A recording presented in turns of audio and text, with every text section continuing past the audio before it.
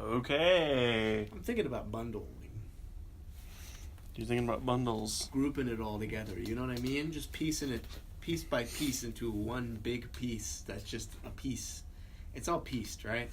And so then you carefully deconstruct the piece and you get the parts. And then you bundle it back together. And you bundle it back together, yeah. You mangle it up inside. Yeah.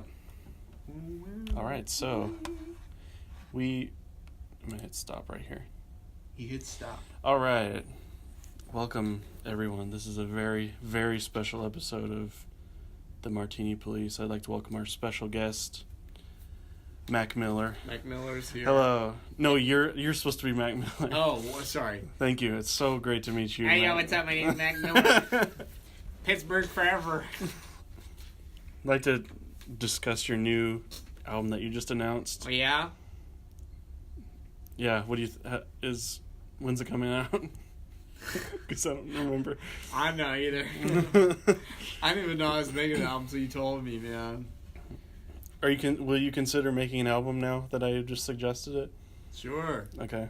Sounds good to me. My name's Mac Miller.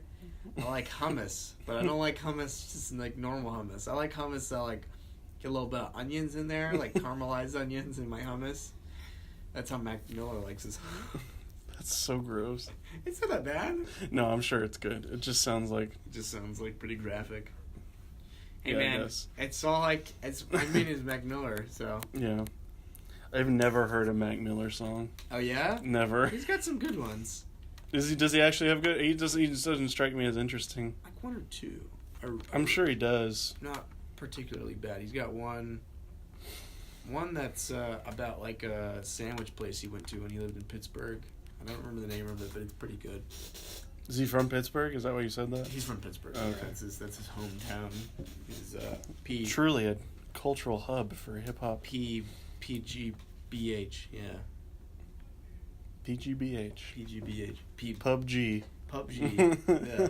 Cultural Center for Hip Hop. Yeah. Listen to me as I now pave the way for Matthew to speak. Okay, no, it's me speaking. Was that good? Did I do that right? I guess. I don't know what you were doing there.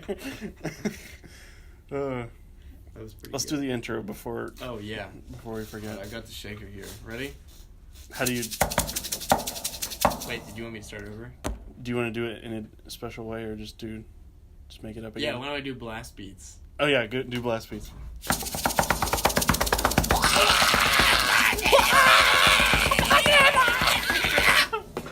That was way harder than I had imagined. I really can't do those. What was that last noise you made? It was like me hawking up something, I guess. It looks like if the alien from the Ridley Scott series Alien came out of your mouth instead of your chest. Oh. From the Ridley Scott series, I mean, starring Sigourney Weaver. Have right, you heard of yeah. it? Are you familiar? I'm familiar. Alien is the name of that series. Alien. That's the face that Matthew makes when someone serves him Hellman's ketchup and Heinz mayonnaise. Oh my god. In the same small, reheatable container. I saw this bootleg t-shirt that I want that has the Alien logo, but it says Alan, and it says, "In space, nobody can hear you in space." I saw that, actually. That is so good. In space, nobody can hear you in space. I need that really bad. By really bad, you mean very good, right? I need it very goodly. Need it very goodly, yeah.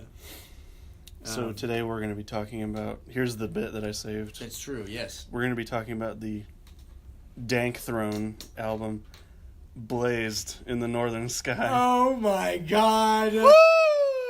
Matthew Duvall I'm here is now being all day forced to leave the program for undisclosed reasons.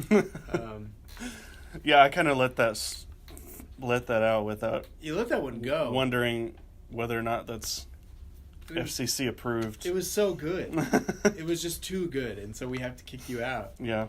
I'm now #1 in Radio UTD. That's me. My name's Dawood. Yeah. If Dawood is listening... You're #1 what? Just #1? Head honcho, man. At the top, you know what I mean? If Dawood's listening, which I really hope he is... He's not. Matthew, it's true, he probably isn't. Matthew is... He he definitely isn't. You're right. He has so much better things to do. He's got a lot of other things going on. Like tweeting about how he's going to do something and then not doing it. Yeah, and then going crazy. Yeah, and going crazy. Anyway. Yeah. Oh, when he does... Is there a Jonas Brothers song in the queue? There is, isn't there? Yeah, it's called Sorry. It happens right after this broadcast. Just in advance, they're like, we're just going to have the station apologize for the podcast. For the Jonas Brothers, yeah. Oh, wait. Are they apologizing for the podcast or the Jonas Brothers? Yeah, like after the podcast is done, it's just the Jonas Brothers are apologizing on our behalf. It's like an apology, right, for the podcast. Yeah, in case we make any unsavory comments about something. About something about the Jonas Brothers. About the Jonas Brothers. Dawood has a lot of good things going on right now. Let's just talk about what... let's just talk about Dawood for this episode. We're just going to only talk about Dawood. So let's just... So Dawood was born, I think 97, right? 96, 97? Really? He's that young? I think he's... Oh, he better not be. He's definitely our age. I can't remember, though. Well, our age is not that, because I was born in 95. Well, I was born in 96. Oh, okay. He's 97, so it's like we're like kind of touching there. Pretty close, you know. But he tweeted 37 minutes ago, haven't even left yet and I already regret going out. Ooh. But he hasn't even left yet. So that's the catch there, is that... Well, it's 37 minutes ago. He might have left now, by now. That's a good point. 40 minutes. He probably has left. Yeah. It's Wednesday night. He's going out on a Wednesday night? Only time to go out, I say. That's true. So Dawood was born in 97. When he was younger... I love this picture. It's got a really... Yeah. It's very... good. Very good. Very good. Hey, Matt. Yeah. What do you think about the new Def Heaven album? Oh, yes. The new Def Heaven album. Is there perhaps an Aesthetic Cave review for it? There is, actually. Let me just read it verbatim. I'm ready. In order to not come up with new words to say about it. That's a good plan. Def Heaven's new album is called Ordinary Corrupt Human Love, which is how I feel about every relationship I've ever had with anyone. I'm just kidding. But Ordinary Corrupt Human Love is far from Def Heaven's grandest artistic statement, but as an alternative, it may be their most down-to-earth record in terms of mood. The more toned-down songwriting and ballads can prove to be just as inspiring as their long post-metal odysseys. Did you say that it was describing every relationship you've had with another human being? Yeah. Me too. What's 1 out of 1? 1 out of 1, yeah. See, I love your scale, because it really is just a question of whether or not you think it's good or bad. I generally think it's good. It's not. I don't know if it's going to be one of my favorites, but it's good. I can say that. Yeah. I also reviewed another metal album. Have you heard of Zeal and Ardor? No. This is a group it's not a group. It's a one-man metal project that came out of the woodwork. The woodwork? Last year or the year before, I forget. Where is that? Sweden. He's from Sweden. The woodwork up there, I hear, is quite... the city of Woodwork in Sweden. Woodwork, yeah. He does this thing where he blends black metal with slave spirituals. You know, like working songs? Yeah, right, okay. It's a combination that doesn't sound like it would work on its surface, but it actually does. It hits? It's kind of interesting. You just have to hear it, I guess. I don't know how to describe it. No, fair enough. But yeah. It seems like something that would be more likely to be controversial than to work. But I mean... Well, it certainly is like turning heads. Okay, yeah, that's fair. I would say that. So you gave that one a 1 out of 1 as well? Yeah, it's called Stranger Fruit. Again, probably not one of my favorites of the whole year as far as metal's concerned, but I said I have a hard time believing that Zeal and Ardor's blend of black metal and slave spirituals has a lot of mileage without appearing to like a huge gimmick.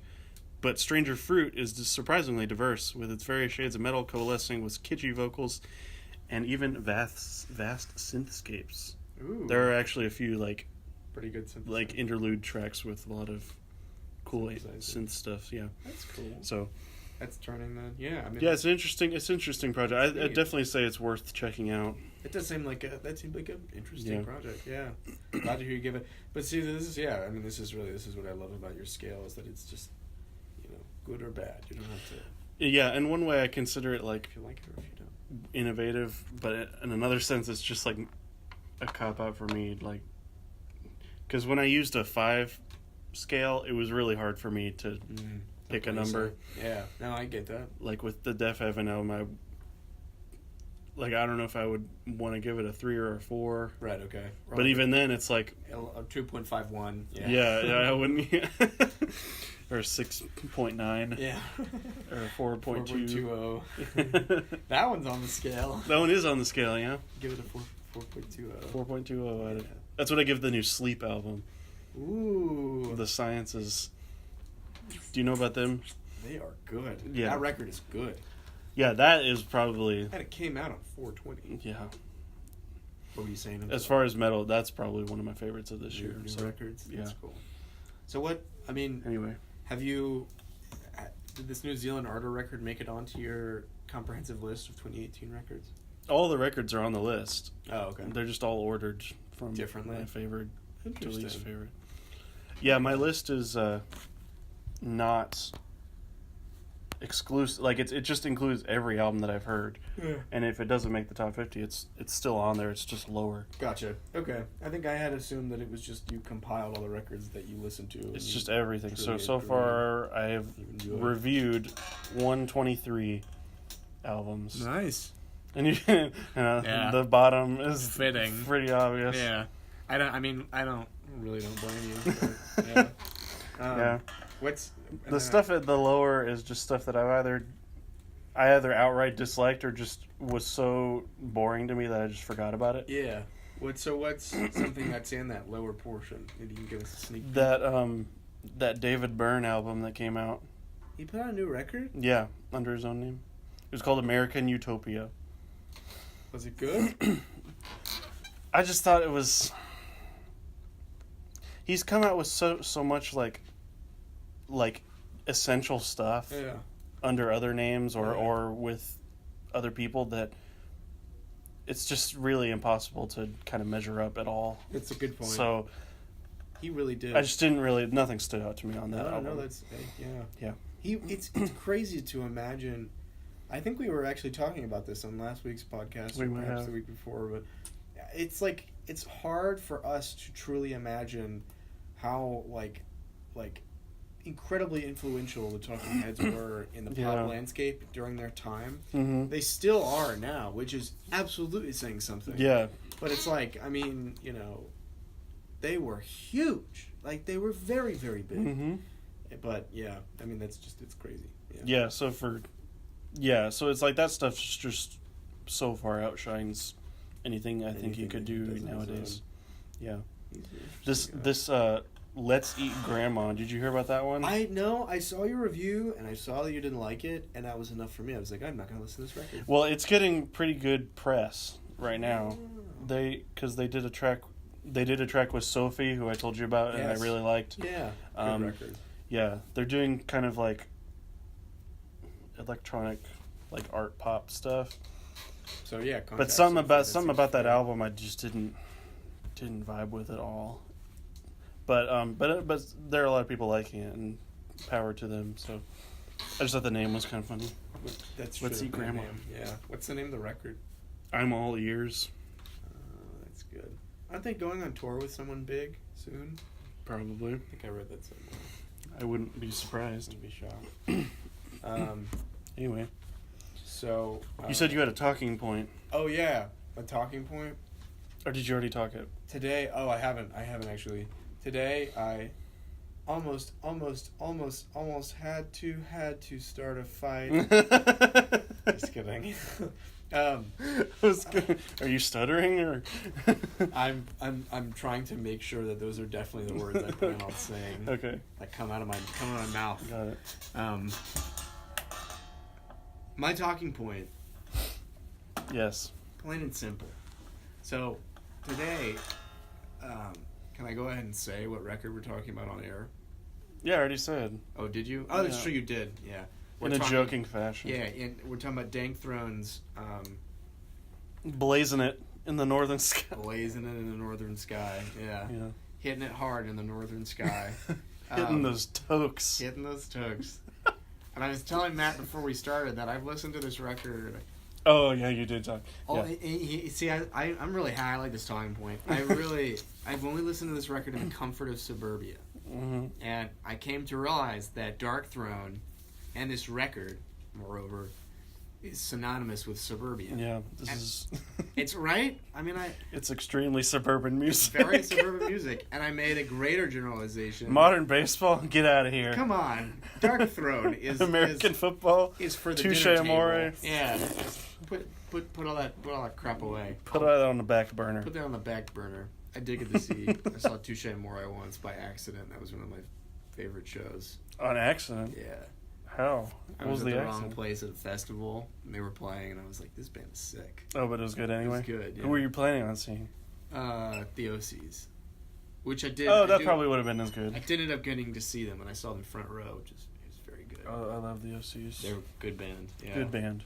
At the OCs, like many others, fall in a realm of general suburban cultural output.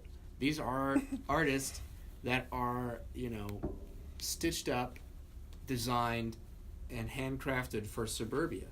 Yep. And so ultimately my point here is I think all music, loud or soft, all scary or not, all art. All art that's ever been created. All art that's ever been created is apropos for suburbia. Including this podcast right now. Including this podcast for suburbia. When I come in and we do this podcast, I don't make it for non-suburban dwellers. I'm thinking of the soccer moms. Exactly. When I step into the studio. The soccer moms, the baseball dads, bankers, the doctors, hockey dads, lawyers, the grandmas, the brokers, the cigarette pants, smokers, chokers, tokers, artificial artichokers, right? I am talking about these people. These people are the ones who, whether they like it or not, they get exposed to this music. And so, a good example of this was today I was listening to it again, and I was driving back home from work. I had my window open, and there was a man next to me who also had his window open. I was playing my Darkthrone. I think I was listening to Paragon Belial, which is my favorite song on the record. All right, coming right out. Yeah. Paragon Belial. Belial, that's true. Belial. Misspeak. I don't know what it is. But he looked at me, and I looked back at him. We didn't exchange any words, but just a facial expression was enough to display his distaste unequivocally, right? I can see that. Right? So that was enough. Here's the thing. My windows were open. His windows were open. My music was on, loud enough for him to hear it, and reacts to it. Yeah. That music, it infiltrated suburbia. Both of us were listening to Darkthrone's A Blaze in the Northern Sky. whether you wanted to. Whether you wanted to or not. Excuse me. You're excused. I excuse you, Matthew. You're excused. Thank you. That is a heartwarming war story. You're excused. Do you want me to leave? Yes. Okay. No, please. Yes, it was a really touching, sentimental moment that I don't think I can recreate. What do you think was going through that man's head? I think it was like that feeling that you get when you like see a Sonic commercial. What? You know what I mean? And you know that it's getting like it's like sticking its electrodes into your brain, but like you don't like it. Okay. You're not enjoying it. I mean, perhaps someone else, namely myself, is enjoying it because I like that song and I was listening to it proudly and loudly. Proudly and loudly. On Hillcrest, just a bit north of LBJ. Yeah, and I,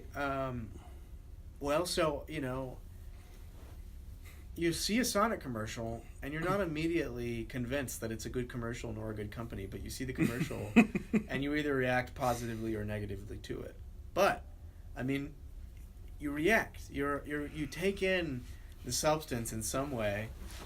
You have to. You have to. How can you avoid it? When There's no way to not react to something. There is no way to not react to something. If you lived as a human being... Why do we always get so philosophical? I don't know. But it's beautiful. No, I guess so. Here we are reacting just to where our own polemical, polemical non-reaction reactions, It's like... I'll say that phrase again. Polemical non-reaction. I don't know what reactions. you're saying right now. It's like to live a life unaffected by anything, without any, opinions or standpoints, is incredibly difficult. I mean, unbelievably hard. So, something like Darkthrone, or perhaps Mac Miller's new record, or even, I don't know, Abbey Road. Ever heard of it? It's by the Beatles, man. Whoa. Maybe you would have heard of it if you listened to some music sometime. These are all records. Ever heard of music? I love music. I listened to some music when we were in that gym playing from Abbey Road. Did you know? It's true, I heard it too. Yeah. We were both there. It was great. It was pretty great. Wasn't that good music? It was great music, and I was hearing it. People? Animals? Instruments? It's great. That's great. I mean, it's really, though, it's like, I just realized that vine of him turning it off would be like the perfect reaction to music that you don't like. Yeah. Like you're at a party and someone's playing, like, I don't know, what's something that you, like, absolutely despise music-wise? A Blaze in the Northern Sky. Just kidding. Probably, like, any, like... Like if someone was playing 6ix9ine. Yeah. Or like Trippy Red. Thumbs down, yeah. At like my party, and I'll walk in and be like, I love this music. Yeah. Oh, I've turned off the music? What a shame. Uh-oh. Guess we're going to have to listen to LCD Sound System now. What a tragedy. I saw a photo today of 6ix9ine, and he was leaving court. This is the only thing I'll say about it. Oh my gosh. I don't even want to. Did you see that? Yeah. Yeah, we won't talk about that. Anyways, Agents of S.H.I.E.L.D. is supposed to be a pretty good television program. Oh, yeah. Oh, man. I love Dick Comics. Oh, wait. I'm sorry. Do you mean Marvel? No, Dick, right? DC? Yeah. Equals You're Dick. Right. No, I know what you're talking about. Is that how you say it? I think that's it. What does DC stand for? Dick. Yeah, I love Dick Comics. Dick Comics. Have you seen that like YouTube haiku where it's like a production company that was called DIC, and they made like go through it. I don't remember. It was like it's like someone edited over the voiceover of them saying the name of the company, and they just had this really loud like Dick, like yeah. Oh, I probably did see that. It's good, yeah. But I mean, like right here we are corroborating my theorem. The idea that there's no human being on this earth that is like able to resist the temptations of reacting to something, given that they like accept the content or the information and make do with it what they wish, but like they react to it, they accept it, and they acknowledge it, and they have an opinion about it in some way. Yeah, would you agree with that? I would say that, yeah. I think that's kind of what I'm saying here, is that suburbia is most... I was wondering if you had forgotten about that. Suburbia is most of the opinion base of the country. Oof. Right? That's a bold one. But it's like... I don't know about that. In the sense that they have the most money, right? Oh, okay. They have, and therefore they have the most talking power. That's true. They usually bear the most socioeconomic power. Racial power, these are things that suburbia likely owns.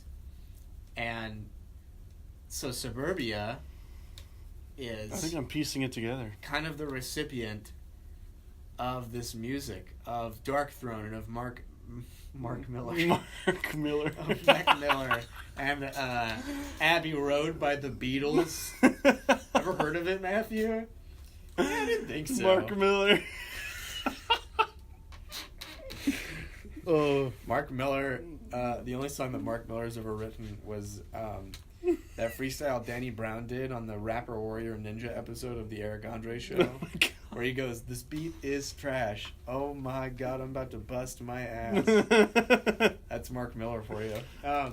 These are all artists that, like, the opinion we have of them is largely impacted by Suburbia, and you could argue then, in a return investment, Suburbia is the recipient of these albums, and in a larger sense, Suburbia is the subconscious, like, focus of these albums. It's who receives these albums. So that's kind of the point I'm trying to make here, I guess. I've had very little sleep. Not enough caffeine today. Here's the thing. Oh man, I'm feeling the same way, man. If this point that you're trying to posit is the case, I would argue that Darkthrone and bands like Darkthrone are the one example of albums that are not intended for Suburbia because of their history of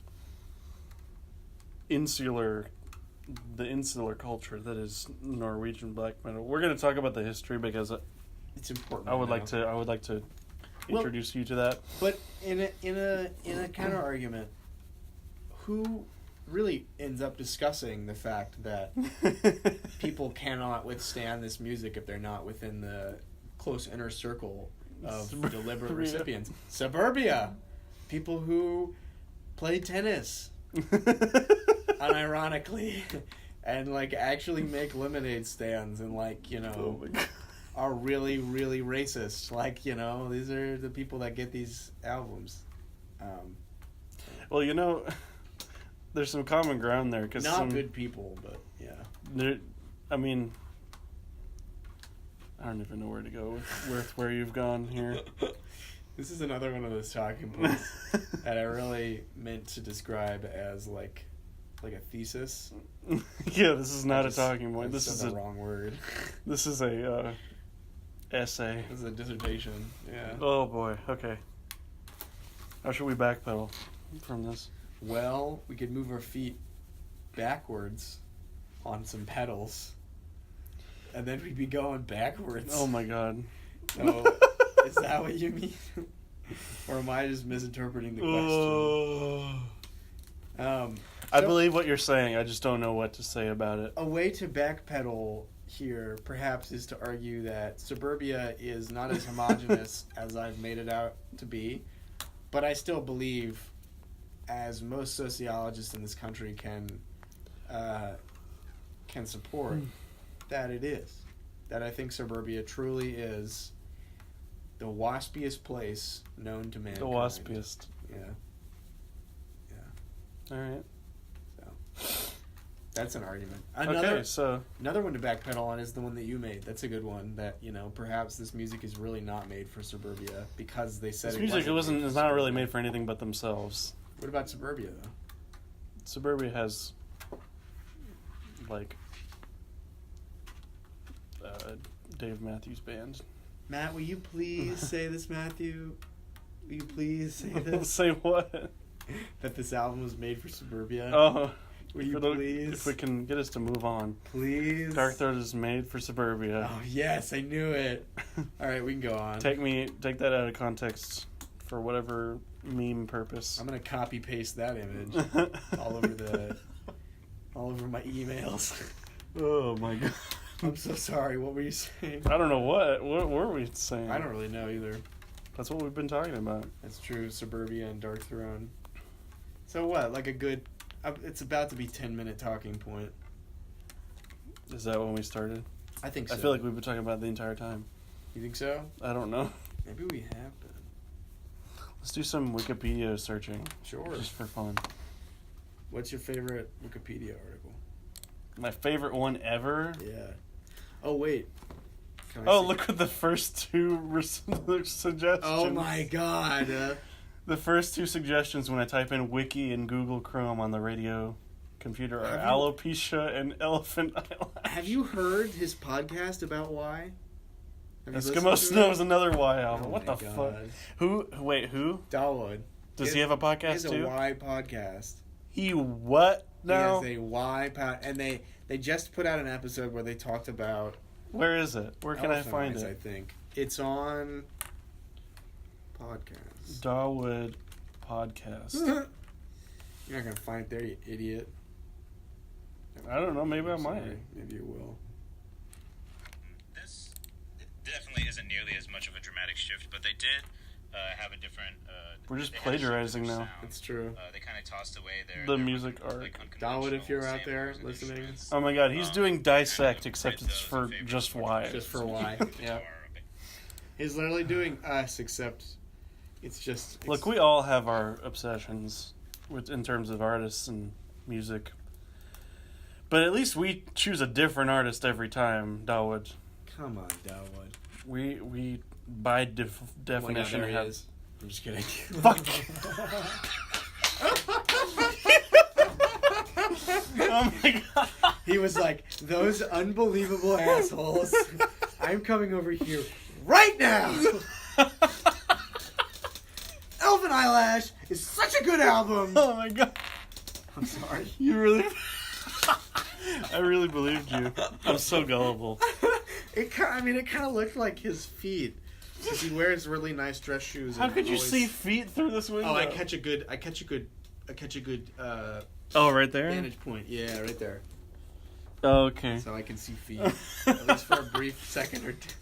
You have an intimate knowledge Very. of Dawood's feet? I have oh my gosh. Let me tell you, I wrote a dissertation on that man's feet last semester. How many dissertations have you written? You wrote one on Suburbia, one on Dawood's feet, one on... I don't know, Matt. Have you written on one Abbey Road by the Beatles? I don't know. Have you ever listened to Abbey Road by the Beatles? It's a really good album, Matt. You should listen. I know. I'm really sorry. I should listen to it. I'm so sorry. It's okay. I owe Matt a huge apology, so I'm gonna do it on the radio. On the radio. I'm sorry for putting on this front.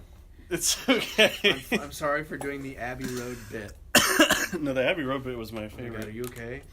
Yeah, I'm just dying, like all of us. Oh my God, me too. I know, Oh, right? I'm sure you said like all of us. Yeah, Yeah. you're totally right. Matt, are you Anyway. leaving the country anytime soon? No, can't say I am. Are you going to a different state anytime soon? I don't have any plans. Why? Should I? Are you considering leaving Texas anytime soon? I mean, I want to, but no, not really. I'm Are you interrogating me? not gonna say that you should, but perhaps I'll Are you just. trying to cut your toes off? I might just recommend it very strongly. Oh yeah, no, I'd love to. I'm really worried that you're gonna not have toes by the end of this episode. That looks like it really hurts. You know, it really hurts, Matthew. Yeah, I do. You have to flee this country. I've been chased? Yeah. Oh, okay. I don't want to tell you, but I figured on the radio was the best place. In front of however many listeners. how many listeners do we have? Listeners we have. That's a great question. So here we are on the front page. You ever played that game where it's like, your friend gives you like Oh yeah, do you want to play the Wikipedia game? Yeah. Wiki Wars? You want to do it? Pick an article and then tell me which article to get to from there. All right, I'll pick an article for you. We're just gonna totally BS this episode. I actually have a very good. Oh yeah, that'd be so good. All right. Let's see what comes up when I type in the Martini Police. Martini Police. The first one is Martini Henry. Martini. The Martini Henry is a breech-loading single-shot lever-actuated rifle. The first thing that Wikipedia likens this show to is a gun. Martini Henry. Bolt-action rifle to be specific. All right, I got it. You ready? Okay, what's the article? Steady. Steady? Yeah. Can't even see. Good luck with the accent keys. Damn, you'd probably be That's okay. fast. Oh, there's no. Okay, and the ending point. There's. The ending point I want You gave me one with like a little to no links. The ending point I want you to reach. Jelly beans. Like just the candy, jelly beans. Okay. The company. Yeah. Oh, Jelly Belly. The Jelly company? Belly. That's right. I couldn't remember the name. Okay, Yeah, so Jelly we're on the Belly. page for Steady, which is a town in the Ústí nad Labem region, north of Prague. It's in the Czech Republic. Czech Republic. Okay. Are you gonna time me, or you just want me to do it? You just do it. Okay, so I'm gonna go to the Czech Republic first. I'm gonna go to country. I'm gonna go to. You're trying to find America, aren't you? Yeah, I'm trying to find. You're probably gonna do it. That was a really good move, going to Czech Republic. That's the biggest. But that's the thing. You gotta go. You gotta go really general and then go back And specific. then go focused. You're right. Good point. I don't think U.S. is on here. We can go to United Kingdom, and then we can go to. Usually, the whole point of this is to like be really fast, but I can sift through. That's true. You can take your time. I mean, I guess our time limit is 2 hours. 2 hours. This episode is called Matt Takes 2 Hours to I win take a 2 wiki hours. war. To win a wiki war. What are we doing? You guys ever heard about sledding? You guys ever sledded when it snows outside? Let's talk about really cold. Actually, this is I'm glad we chose this album because it's very cold. It is freezing. And in Texas right now, it's 104. It is 104 degrees Fahrenheit. For our European listeners, that's very hot. It is very hot. What Celsius is that, would you say? That's gotta be like... I've never, I can't do it in my head. What's the conversion rate? It's like... That's like 20 or 30 degrees Celsius, I think. Okay. I've gone now to rock music in the United Kingdom. I can't remember it either. 40 degrees Celsius is 140 degrees 40. Okay. British invasion. We're now on the British invasion. This says United States, but it's not linked. It isn't linked? No, it just says... Maybe it's in there somewhere else? It's probably... Do it yourself. The British invasion, featuring bands such as Beat Happening, Beatlemania. Square Pusher. And that's the third Pee Wee British Herman. And Pee Wee Herman. What? You remember a couple years ago when Pee Wee Herman got busted for tooting his whistle in an adult theater? They were like, "Stop it!" And he was like, "I meant to do that." And then they called the cops on him for blowing a recorder. Never seen anything quite like it. I really am not familiar with that Get struck, right? at all. Now I'm on the page for Beatlemania. I think I'm veering off. I'm trying to find the United States. The Beatles in the United States. There we go. Now I'm at United States. Now where do I go? This is like if you took a cross-country, world flight, and you went from London Heathrow to JFK, and you just landed in JFK. Culture, food, cuisine of the United States. Yeah, right. Good luck. Common dishes found on a regional level. Jelly beans. Milk steak. Nachos with cheese. What milk steak? She'll know what it Chili means. con carne. Chili con carne. The Maypop plant. Shrimp gumbo. Shrimp gumbo. This is a dish called booyah. What? Which I didn't... It's a popular chunky Sorry. stew of the Midwest that is often served to large numbers of people. What's in it? I don't know. Yeah, me neither. I'm gonna... Thank you for teaching me a new dish tonight, Matthew. It's okay. We're on the page for booyah now. You're doing a good job. It's a thick stew of probable Belgian origin. You're really good at this. Who knows? Probable Belgian origin. How hard is it to trace back Belgian origin? You know, French fries are Belgian. Really? Yeah.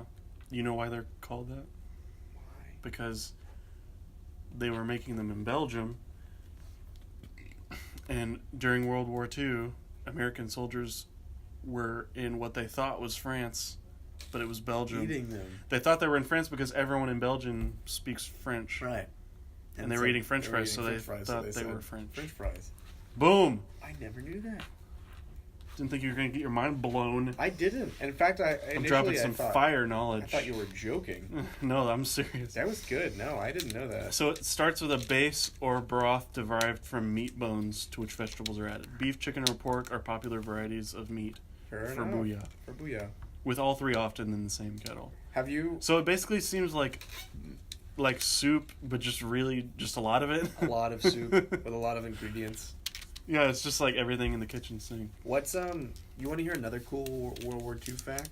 Yeah, go for it. So in the People Philippines... died. People died. A lot of people. There's a fact for you. There's a fact for you. In the Philippines... Sorry. No, you're right. It was a very costly war. In the Philippines. In the Philippines, they, in order to ration tomatoes, for, soldiers, in the Philippines, they started making banana ketchup, which, tossed its way around to other parts of Banana ketchup, meaning the ketchup US. made from bananas or ketchup with bananas in it also? The former. Like a base of bananas instead of tomatoes. Oh, okay. Yeah. Is it sweet like bananas? Pretty sweet. They still actually have it as a regular condiment in the Philippines. It's pretty prevalent in Filipino cuisine. Because that was back when, the Philippines were considered U.S. territory, so any rations that the United States government enforced upon its citizens, they enforced even in sovereign nations. All right. So I'm on the page for candy now. Oh, it's got to be on here. It wasn't. I searched jelly and it's not there. So we're getting there. I like this advertisement that what looks like it says the F word, but it says puck. Yeah. It's a character from Shakespeare. Puck. Yeah. It's a magazine. Oh. The first successful humor magazine in the United States. Colorful cartoons, caricatures, and political satire of issues of the day. There you go. I didn't know that. That's cool. We're learning so much. We're learning so much. It's all thanks to you. You're at the wheel here, Matthew. This is fun. This is fun. So you're doing a really good job. We got hard candy, we got nut briddles, we got gummy bears. What's your favorite candy? You like candy a lot, don't you? I'm a big fan. Big candy. That's why I weigh so much. It's good. I know what you mean. I tack on that my favorite candy of all time that's a really tough question. It's tricky, right? I probably wouldn't be able to pick because it's always different. Right. I can't have the same candy twice in a row. Changes often. Yeah. So now I'm on the page for gummy candy. Ooh. Which I think is close. I mean, true. jelly beans aren't quite. Ooh, here we go. Oh my god! It said C also. Boom! Jelly Belly! Man. Nicely done. How many steps was that? Nicely done. Let's see. Oh, it was more than like 10. Let's look at the... That was tricky though. I mean, I couldn't have... That was hard. Oh, you would get there eventually. It just takes a long time. Let's see how many steps. Have you Googled askew recently? Yeah, yes, I know about that. I don't remember what it does. Yeah, it's like... Unbelievable. Oh, evil. Oh, tech humor. Tech humor, baby. I love this. This is the best. This is so... We're so online right now, dude. I'm extremely online. Okay, so if we started at here. Steady. And then Czech Republic, country, United Kingdom, rock music of the United Kingdom, British invasion, Beatlemania, Beatles in the United States, cuisine of the United States, candy apple, candy, gummy candy, jelly bean, jelly belly. So 15 steps. Pretty good. It's not bad. It is tricky. We wasted a good 20 minutes on We that. did. Now it's my turn. Do you want to do one? Do you want me to? Yeah, go. I'd love to. So I have to pick it? Yes, please. Okay, I have to pick something that's not just... That's like something that has an article. Something that's true.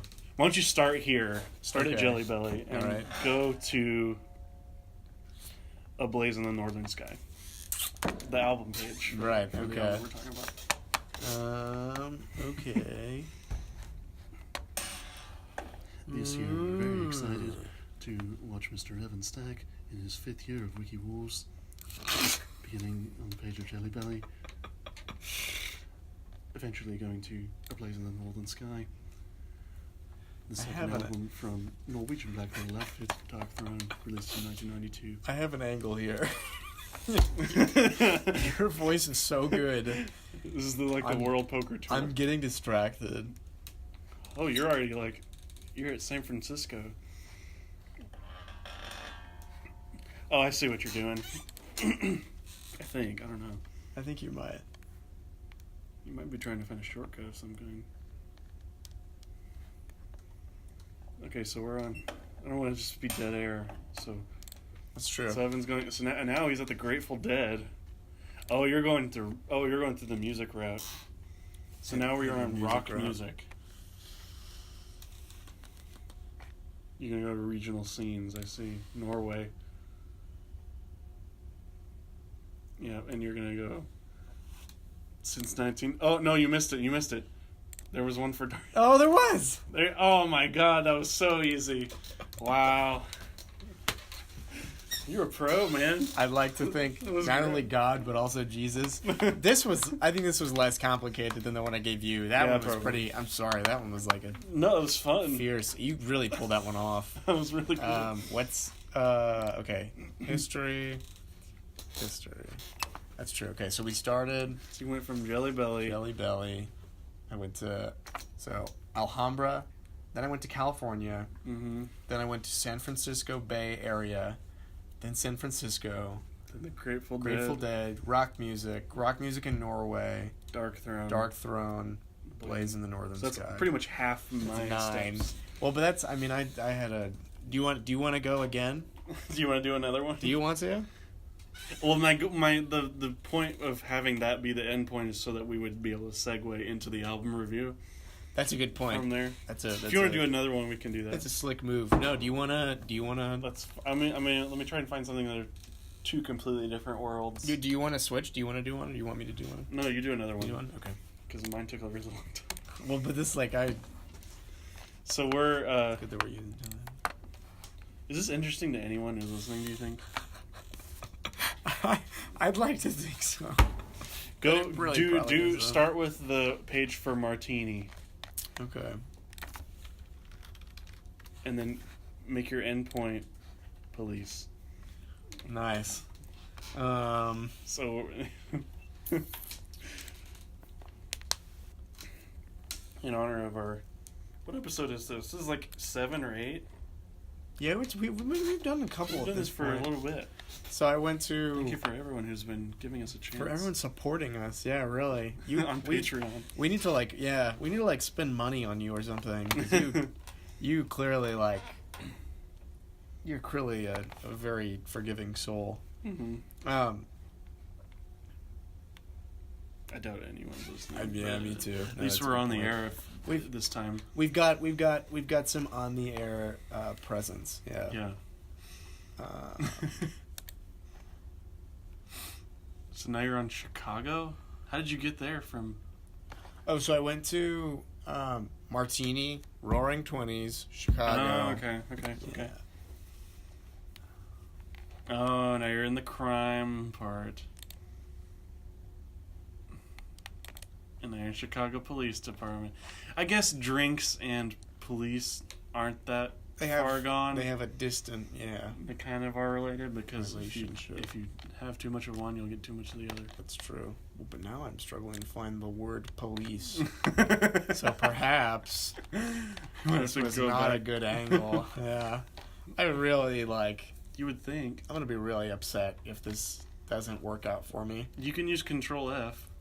That's true, I can.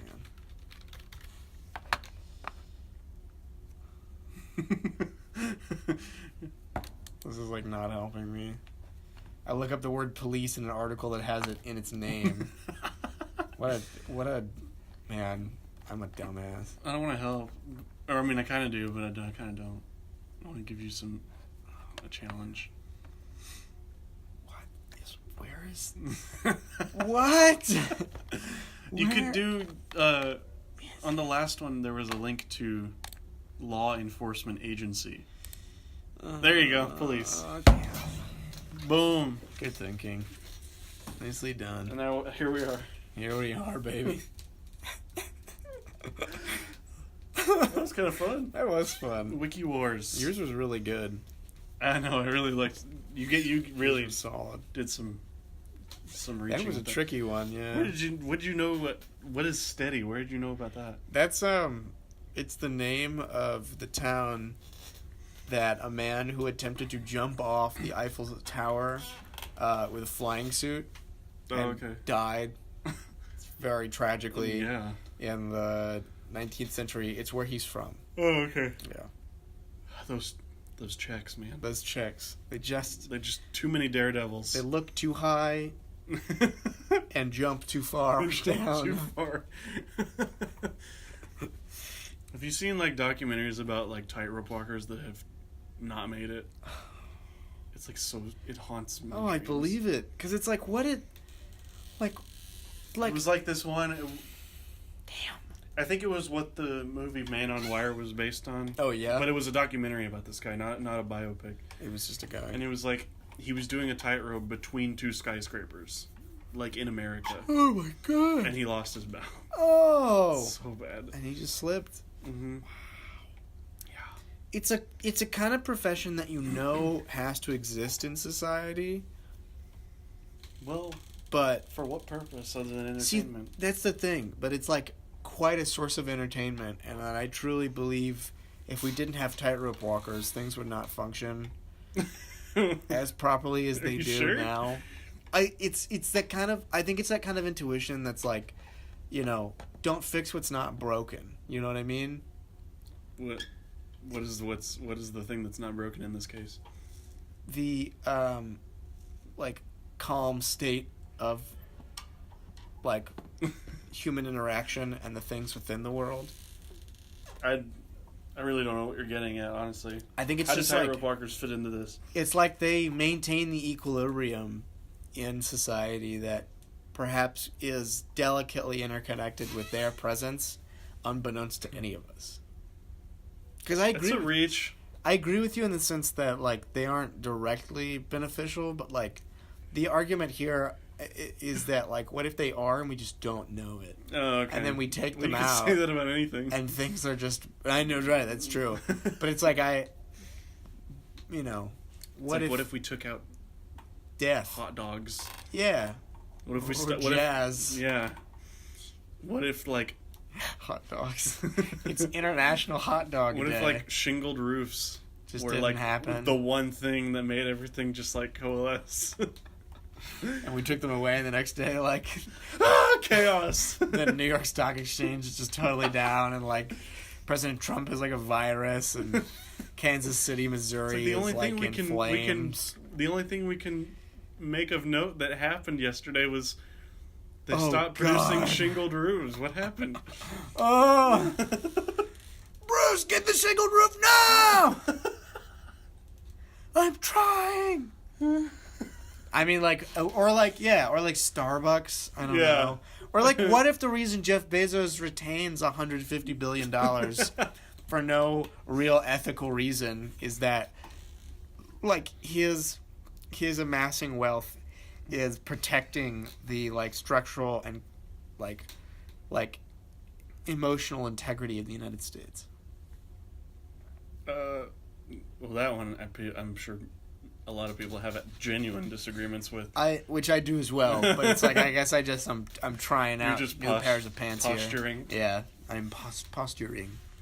What if the limited vinyl run of this Darkthrone album was 1,999 copies instead of 2,000, and that one piece of wax just threw it all off? And what if children started dying at a much greater rate, and there was just one guy at 7 p.m. at the vinyl pressing factory, and he's the last one there. Go to bed, man. Yeah, he's like, I'm so tired.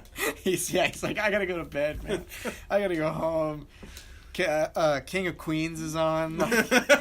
My favorite show, man. I gotta go. He's got one more pressing left in the queue. The night shift guy at the Norwegian press likes King of Queens. And 7 p.m. is his cutoff time. He presses records alone until 7 in one building. In one building. and he thinks one more out of a pressing run of 2,000 is just not too gonna, far over it's the too edge. much. Yeah, he's gonna go. I have to go home to watch King of Queens. I love the Kevin James. He is so funny. Didn't know Norwegians were so closely related to Italians. Oh, hinga-dinga-durga. IKEA. Oh, that's bad. Oh, man. I can make that joke because, like, most of Northern Europe is white. It's true. Read a book? I want you to talk about your Breath of the Wild stuff before we go into the album. Oh, I completely forgot about that. Thank you for reminding me. You're welcome. I'd really like to hear it. So I played so for anyone who's unaware, last week I played Breath of the Wild with my brother on his The Legend of Zoldan. Nintendo Switch, The Legend of Zoldan. Blaze of the Wild. Blaze of the Wild Blaze of the Sky. Kush, yeah, of the wild Blaze northern of the sky. And Blaze of that loud. Blaze of that loud. That was really good. Yeah. I played Breath of the Wild with my older brother. Uh-huh. His name is Daniel. Daniel, if you're listening, you really don't have to do this. Yeah, I was like, why are you listening? So I played Breath of the Wild with him on his Nintendo Switch. We played it pretty late at night. You dropped me off kind of late. Well, not... What were we doing? Was it just after the episode? Yeah, I think it was after the... So it probably was like... No. Oh, yes, it was. Yeah. It was later that when we went to go get IHOP. That was Saturday. Oh, okay. So this was Saturday. It was not another day. it wasn't- No. This was Wednesday. Oh, Yeah. okay. I got them mixed up, but I realized that this was Okay. Wednesday. And Yeah, the other you're one was right. Saturday. Okay. And yeah, so he brought Breath of the Wild over. We played it. Mm-hmm. Breath of the Wild is different from every other Zelda game, solely due to the fact that it's on a free world platform. Mm-hmm. It's not structured in the same way that Majora's Mask or Ocarina of Time or like even Wind Waker. These games are all like pretty tightly designed. You get what you get And when you you don't get throw it, a and you fit. don't throw a fit. Yeah, that's true. Sorry. No, it's a good point.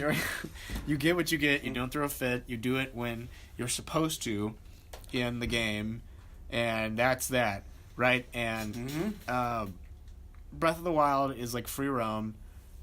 So I started it a couple weeks ago. I'm like not terribly far along in my campaign. I haven't gotten. There's still like goals, There are goals and there are things you can get. but it's less structured as far as how you get them. Yeah, and you can do other things before you get these goals. Mhm. But like really, like theoretically speaking, if you wanted to just start the game and like try and kill Ganon, by all means, you can do that. Yeah, you can actually see his castle. It's got some like ridiculous names like Darkland or something. I don't know, but Darkthrone. it's Darkthrone, a blaze in the northern sky, a blaze in that fat Kush, a blaze in the northern that loud, fat sky. that fat sky, That big old sky. But it's a good game.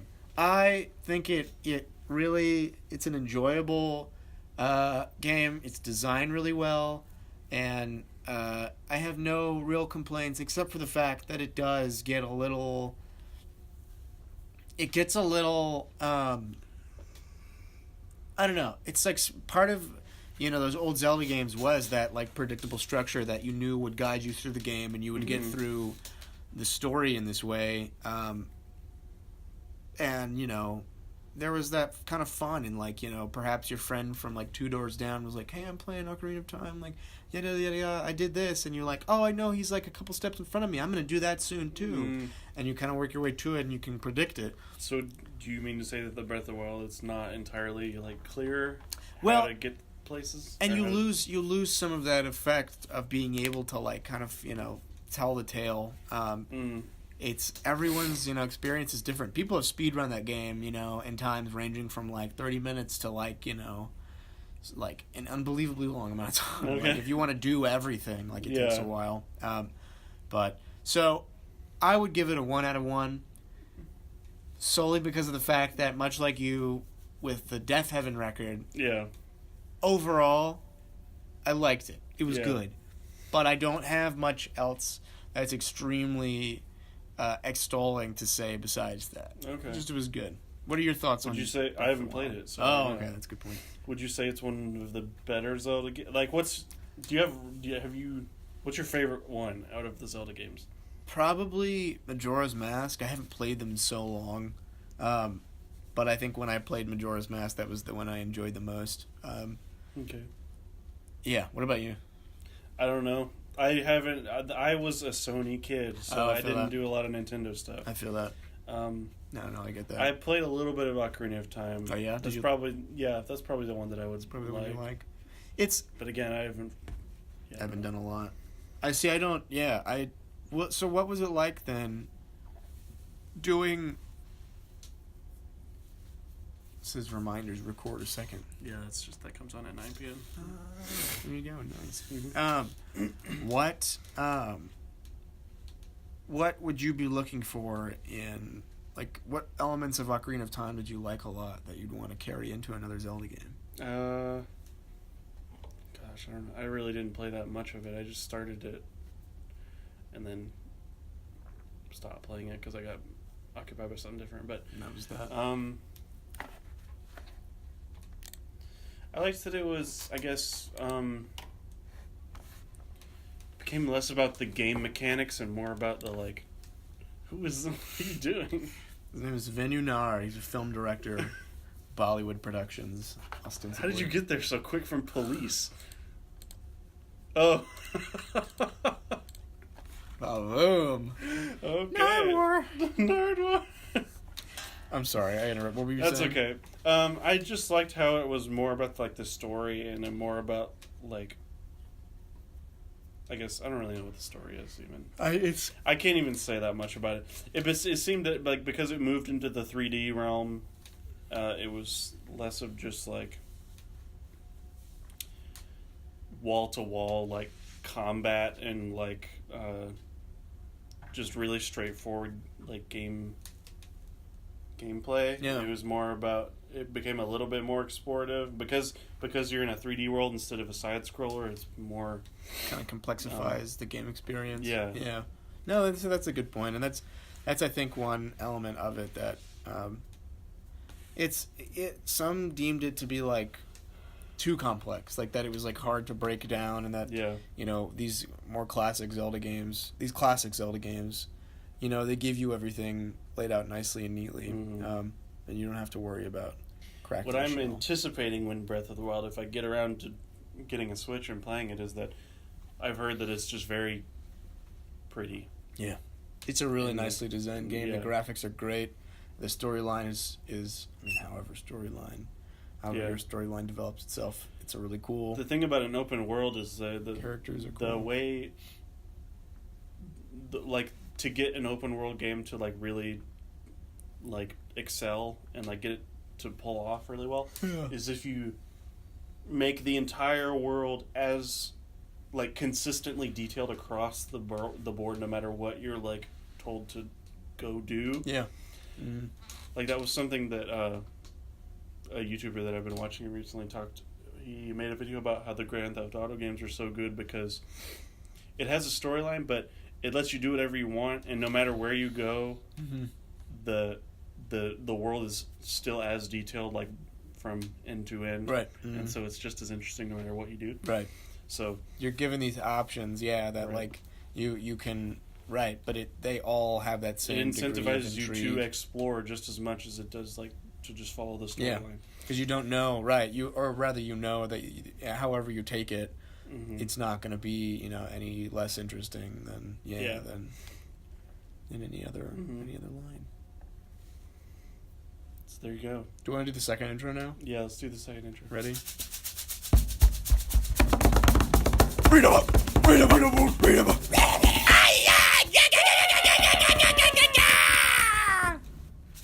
That's so good. All right. So, you want to just get right into it? Sure. So I wanted to give you a rundown of, like, of the story of black metal. Please. No, lead me through it. So here's the Do you want to switch? yeah, we can switch. Let's trade. So what's your general, before you listen to this album, what was your exposure to heavy metal music or just metal music? Have you listened to any? You're not a huge listener, but I'm gonna let me send a text really fast. okay. I'm gonna go looking at the Wikipedia page for this genre. I'm sorry. No, it's good. It's not. So, I heard like Metallica Mm-hmm. when I was younger, and even though it still receives such a classification, and it's not that genre, I listened to Black Sabbath when I was younger. Mm-hmm. I'm still a huge fan of Paranoid. I think that record is fantastic. Some very, very, very good songs. Yes, I would say so. I remember the first time I heard War Pigs, and I just like, it's a really, really good song. But they get the heavy metal classification, and Most people would say that Black Sabbath is a archetype for stoner metal, like okay. Yeah. like Sleep, and like yeah. Yeah, and so that makes sense.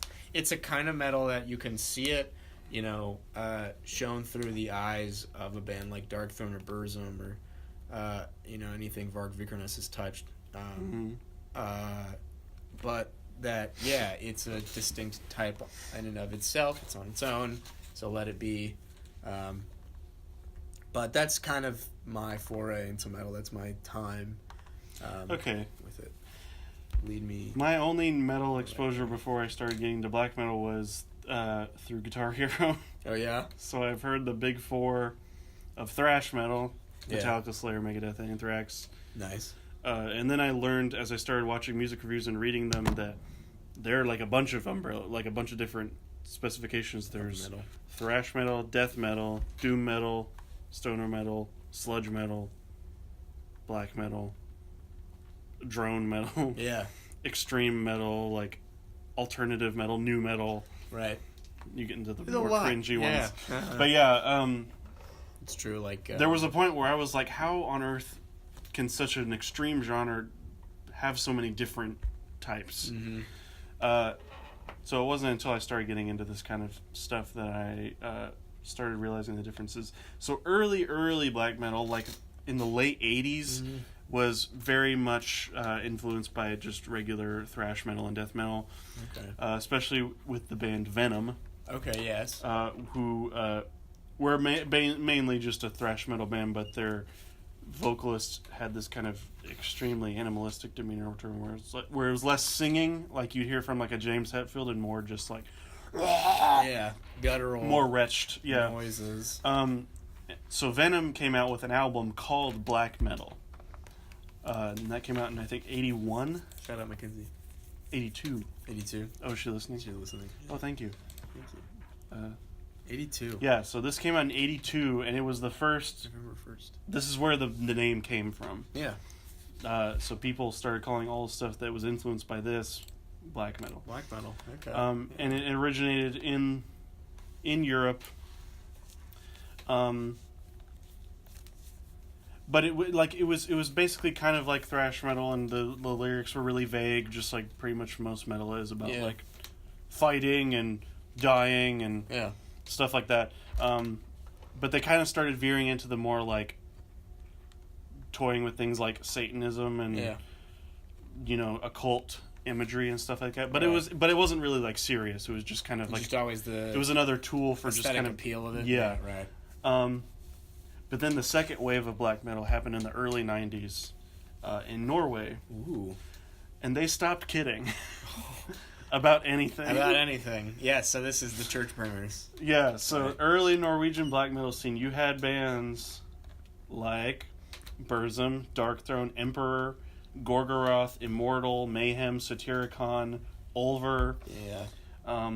These were all coming out of In the Woods, Ellipses. Yeah, Oslo, Bergen, Trondheim, various places in Sweden, Denmark, and Norway. Yeah, these people were serious, Right. and they started committing crimes, and they wanted to really like Boost the demonize other people, Right. but in the name of black metal.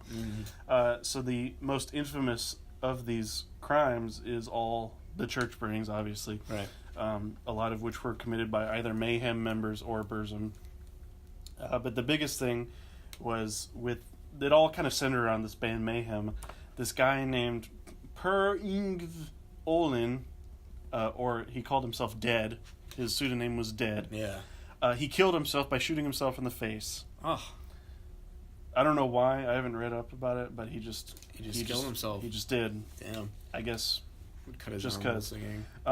And his bandmate named Euronymous kind of made fun of it. He made the legend goes that he made necklaces with bits of his skull and made a stew with parts of his brain.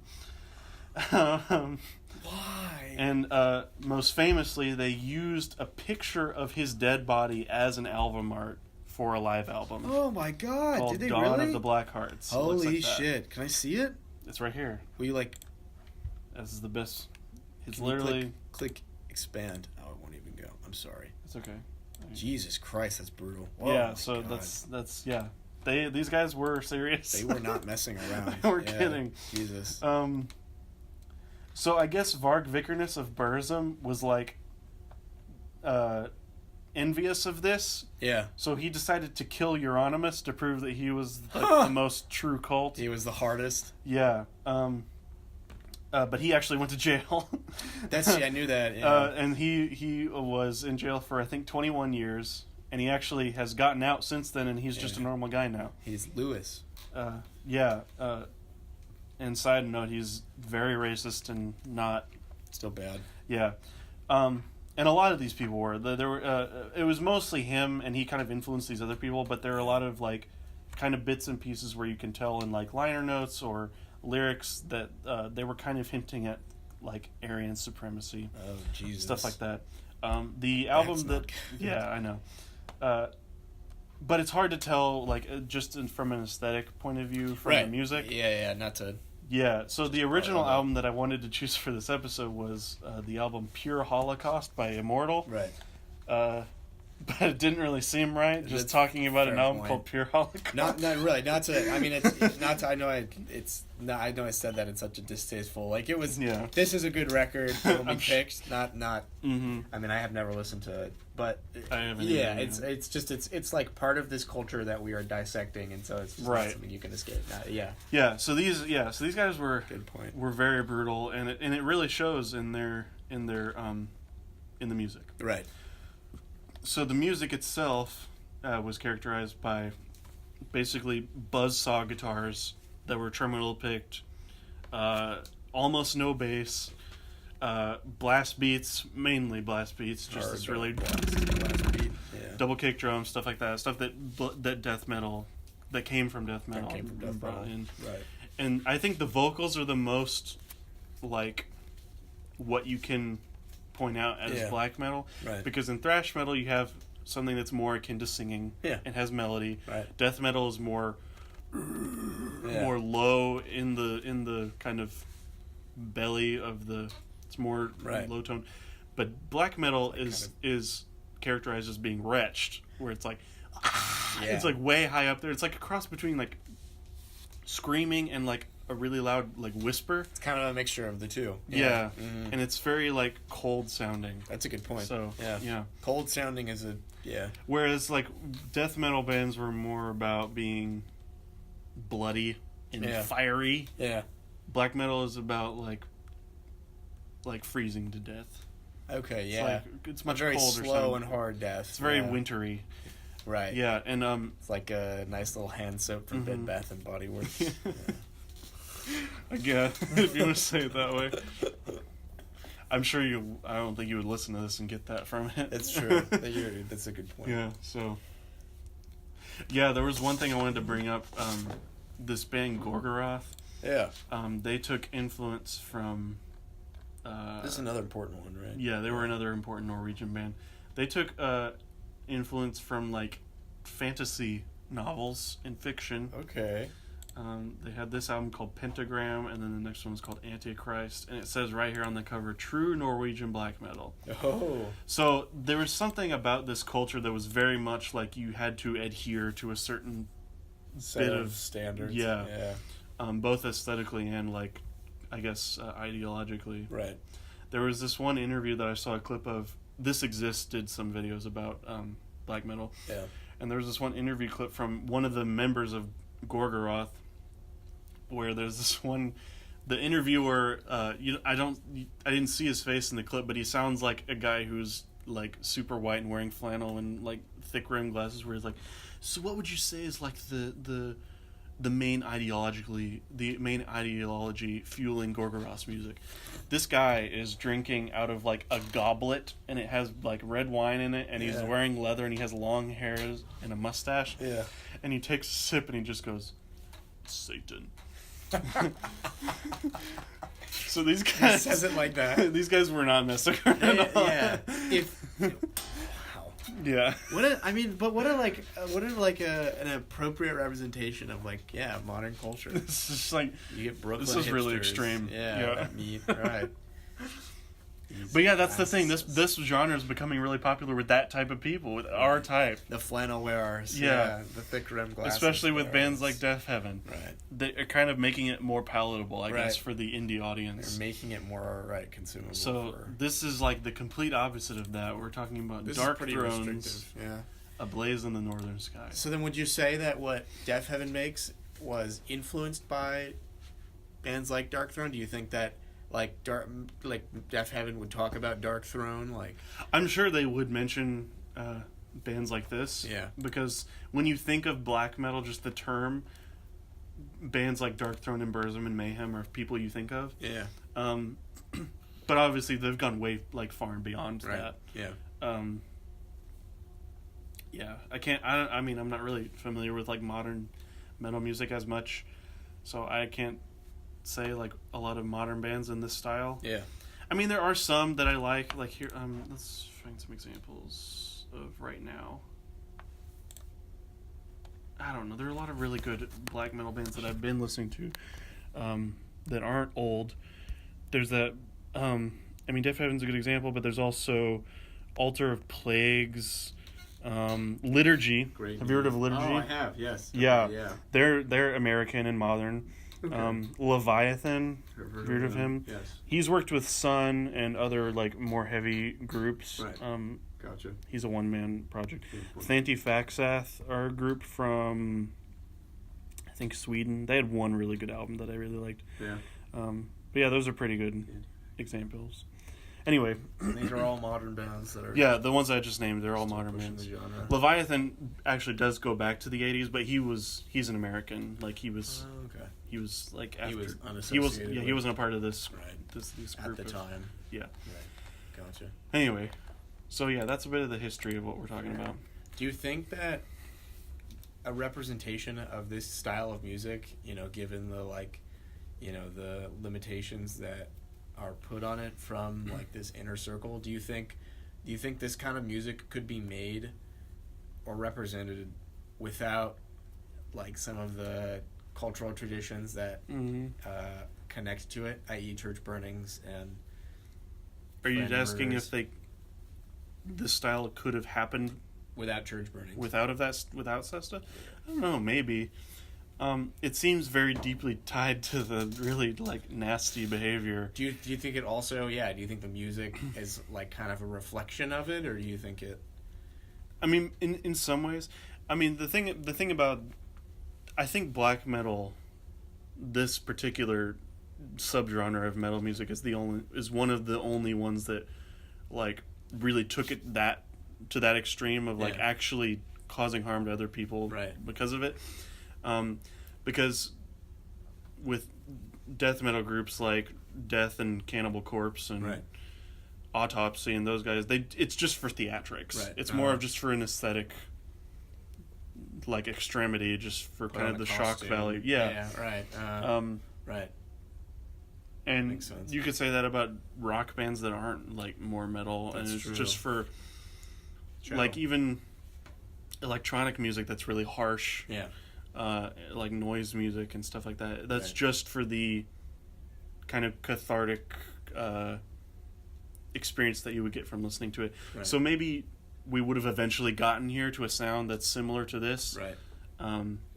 It just happened Later. to be that these It would have Norwegians. happened later. Yeah, it would have happened, but it just so happens that this is the group of people that ended That up did making it. that kind of stuff. Right.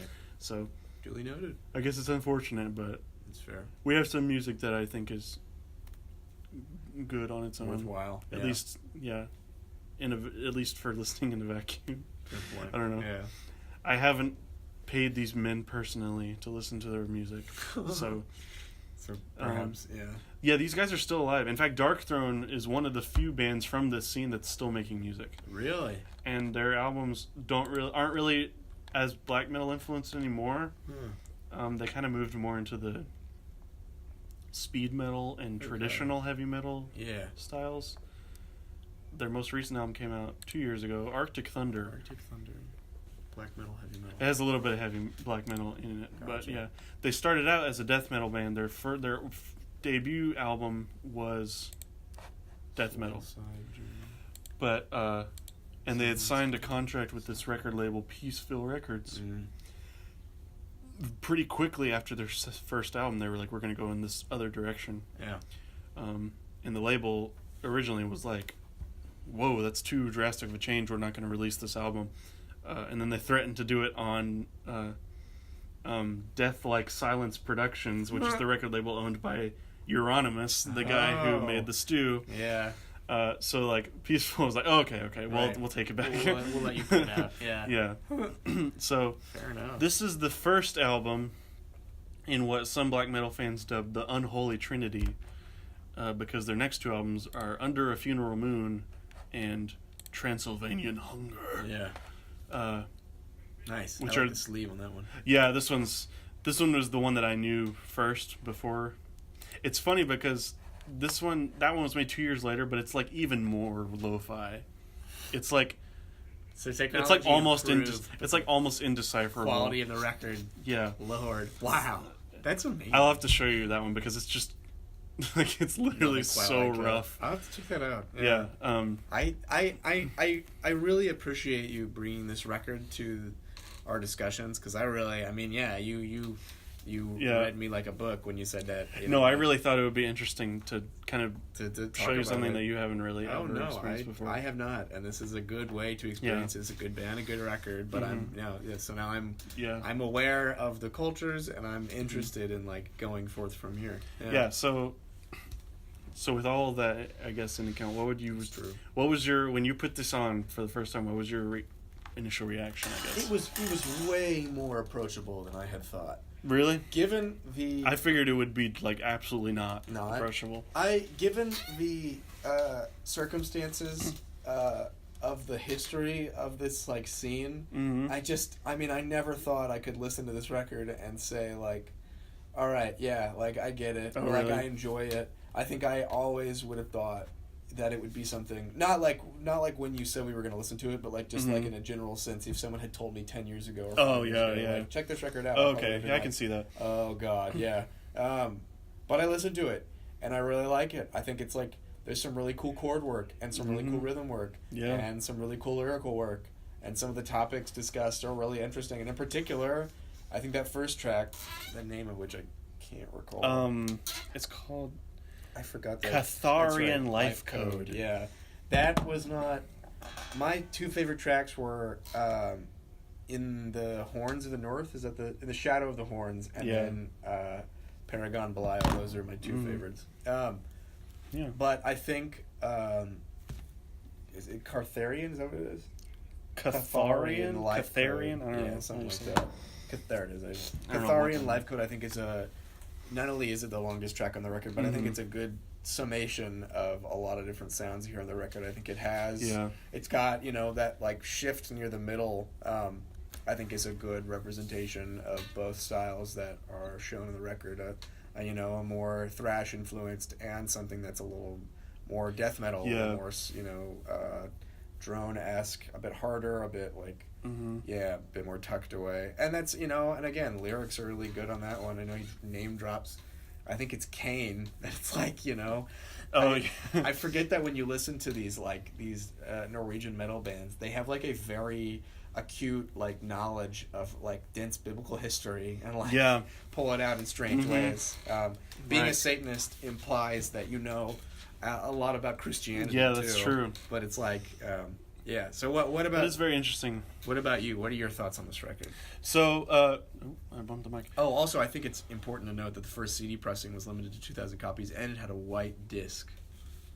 Where does that say? Release, it looks like. Oh. Yeah, isn't that cool? Dude, I came up with that number out of nowhere just for the joke earlier. Really? I didn't know it was 2,000. Oh my god! I was just saying, like, Dude. probably it was maybe 2,000 vinyl copies. Something bad. I mean, is gonna, CD. but it's like something bad is gonna happen to us. I'm worried. We need to edit the page and make it say 1999. 1999. Yeah.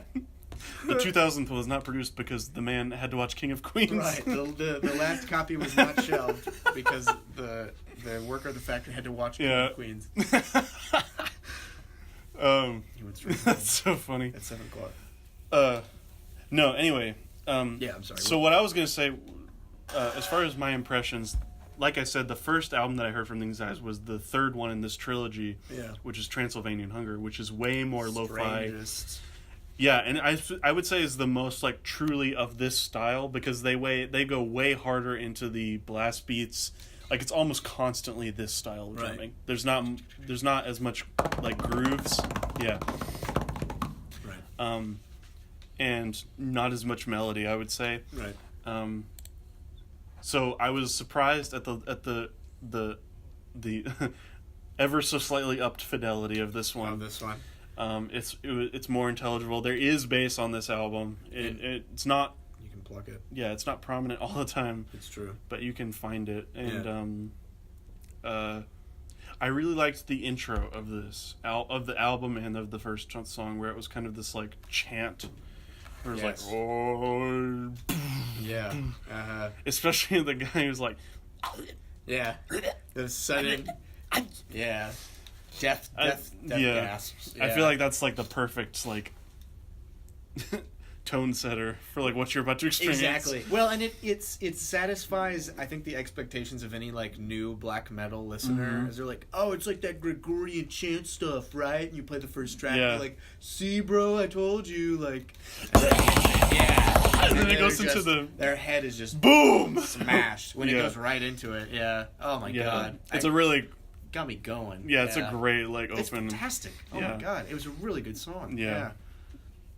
Yeah, no, I think it is interesting that this is the longest one, because if I were sequencing these, I wouldn't want to like hit them over the head with the most like cumbersome one. It's at the very beginning. It's a weighty song. Cumbersome is a good way of describing it. It is a quite like densely packed track of a lot of different styles and a lot of different but in the same way, because it's the longest, I think it makes the subsequent tracks more digestible. It's a good point. In a way. Yeah, totally. It's and you get a lot of like what you end up hearing on the rest of the record in that song. So it's like you don't you know it works well as like a preview. Even if it is fucking 10 and a half minutes long. Yeah, you could probably listen to that track and just have your fill that pretty much encapsulates like what you're gonna listen to. That gets kind of everything. So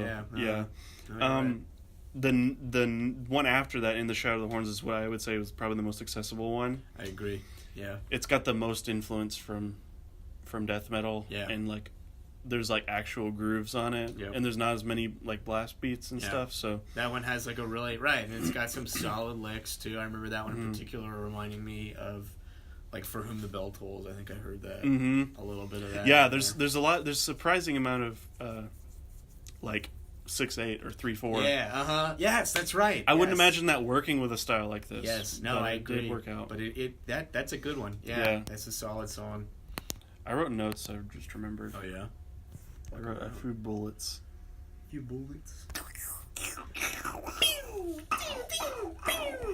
Those middle two deflected off my body. Yeah. That's how they went instead of Yeah, I said In the Shadow of the Horns is probably the easiest track to get into from its influences from thrash and death. There's like actual riffs happening, decent recording, and audible bass. Yep. And there's acoustic guitar at the end. Is there really? Yeah, did you hear that? I didn't catch it. No. There's like a little bit of like, it's very like soaked in reverb and in the background, yeah. but yeah, there's like a little bit of like steel string plucking at the very end. What? I think it's actually a nice touch. You might, I mean, I was listening to it on headphones, so might be why. I was listening to it on my nice. Well, but it sounds like it cans. would be good, but it just sounds like something that's so like antithetical to anything that could be recorded at this particular time, this particular geographical location. Well, there is actually a surprising amount of like finesse to some of these albums. There was another record that I think you should check out. That's a really nice one to get into this genre. Is by Emperor. It's called In the Night Side Eclipse. Okay. It's way more high fidelity. There's a lot more like atmosphere to it. There's like a lot of great keyboard work, which kind of adds to the like the kind of aura. It makes it more approachable, I think. The magnitude of the record. Yeah. So I think this has a similar quality to it, although it's more. I think it's more abrasive. So right. Abrasive is, I mean, a good way of I mean, it's like it's not. But overall, this record holds true to this, this like very harsh and unforgiving sound that, cold, I think is a word that we've used a couple times. And yeah, it's pretty because it's so trebly, I think it almost feels like there's a really harsh breeze, like a blizzard. Hitting you without a jacket or something. Yeah. Whereas if it were more like low frequencies, like in a death metal album, it would be more like fire. Right. I mean, not that those are mutually exclusive, but it's true. Anyway, because there is that one of my favorite albums of all time is Sun's Black One, which is a drone metal album that has black metal influences, and it's both warm and cold because Sun is very well known for their really low end droning guitars. So they have some. I knew a friend once who was front stage at a Sun show, and his phone was right up next to the bell of the trombone player. Oh my gosh. And he has this one video, and every time he listens to it, it's like, 3 seconds in, it's just like... I cannot imagine being at a Sun show. I've heard it's like so loud and long that it's like... I've heard the same I'm going to thing. do it at one point in my life. Have to kick that one off the bucket list. Yeah, they're one of my favorite bands. Him and Boris. Yeah. Oh, Boris is so good. They are very good. Anyway. True that. So So you found it pretty easy to like I did get into the and I quite enjoyed stuff it, on this? and I mean I think I would absolutely listen to it again. There are times when I think I'm in not a great mood, and I think that absolutely impacts my ability. A great mood, and that impacts my ability to enjoy and consume a record. Mm-hmm. And even in times when I felt that way and was listening to this album, like I just, I could wake up the next day and put it on again. I mean, it was like I could absolutely see myself listening to this record and others like it. Yeah, this was a good introductory point. Yeah, it is kind of a flagship album for this style, and a lot of like people's starter. Yeah, entry points. Right. And that Emperor one that I mentioned is another good one. Oh yeah. And of course, Burzum album would be good. In the Night Side Eclipse. The Night Side Eclipse. Yeah. So the next track you said was your favorite, Paragon Belial. Yes. So why do you think so? The blast beats on that one were pretty Yeah. Yeah. The drums are, I said on this one, the drums are quite well performed. Yeah. That was an incredible drum track, and I think that was really, because it's like, I mean, it's one of the shorter songs on the record, and it's like, it still delivers in a lot of ways that you find on the record, but it was just, the drum track I think was really, when I think of like harsh metal, anything in the vein of Black or Death, I think of blast beats, and this record absolutely provided such, such a sound for me to feel, comforted. I think it's bands like this that associated that style of drumming with this genre rather than death metal. Yeah. Death metal, I think more of the quadruple kicks. Yeah, like, right. But this is just like... Yeah. You go as godly fast as possible. It's just so fun for me to like experience and hear, because I want to be doing it in a long... And like I've tried doing it when we practice, and I just can't get it that fast because it's just so much like... It's just furious. You have to have this satanic energy that flows through you and powers you. You have to be a Satanist to accomplish blast beats. Yeah, I mean, it's like you have to. You can't just right. Yeah, and and you see some of those cats that try and play drums, and they're like, I'm gonna buy my sexy DP 9000 bass pedal, double pedal, triple pedal. It doesn't work like that. You have to. You have to take you have to go on a real summit of Satanist power to find the energy to play a song like that. Yeah. What about you? What are some of your favorite tracks on the record? My favorite track is. Do you have any other thoughts on that song? Sorry. Yeah. No. The thing I love about Paragon Below, the thing I love about this whole record is his vocals are just I've found it interesting that you looked up the lyrics because I did, but I don't consider them a huge essential part of this because there's no way you can decipher them if you're unless you're reading along. Yeah. And even when you're reading along, he partly because he's Norwegian and English isn't his first language, and partly because he's just so much more into the emotion of the performance that he's not fully pronouncing the words. Yep, I agree with that. There's a lot of points on Paragon Belial where he's just going. Yeah, right. That's right. And especially on the next track, which is shocking, which I would say is my favorite, "Where Cold Winds Blow." That's a really good one. There's this one moment where the drums cut out and it's just the guitar, and they're about to go back into it, and he goes with his voice, he goes. It's just I know what you're talking about.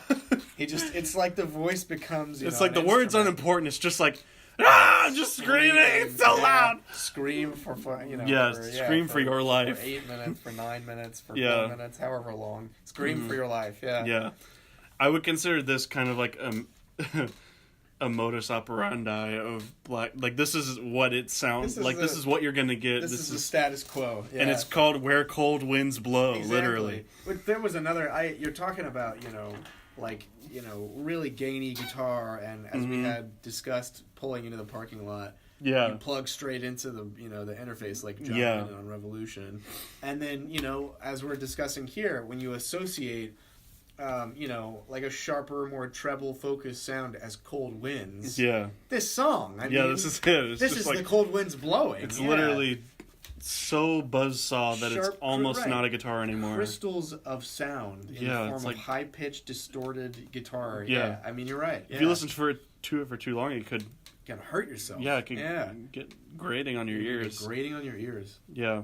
It's true. But it's still... a very, very good song. Yeah, it's so fun to listen to. It is. Yeah, I would consider this probably my favorite song. And I wrote down 3:20. It slows down to halftime. Oh, that's right. Cool. It does. There is a kind of a breakdown. There's kind of a break, which I like about that. They're still able to not, which is something that I would say is devoid on Transylvanian Hunger. It's just constantly just sound. Yeah, it's pretty much static, the same. Intensity level the whole way through, which in and of itself is an interesting quality about it, but at the same time it's it seems like it would get real old. It would get old. Holy no, that's okay. Yeah. So there is some kind of dynamic with variety. This one. I mean, do you think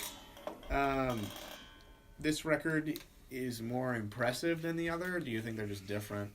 I think they're just different. Okay. I am in moods where I'm more of a Transylvanian Hunger mood, and more of this. If I want to actually hear songwriting, right, I would go to this one. But what I think is impressive about Transylvanian Hunger is it's the truest, rawest form of this, I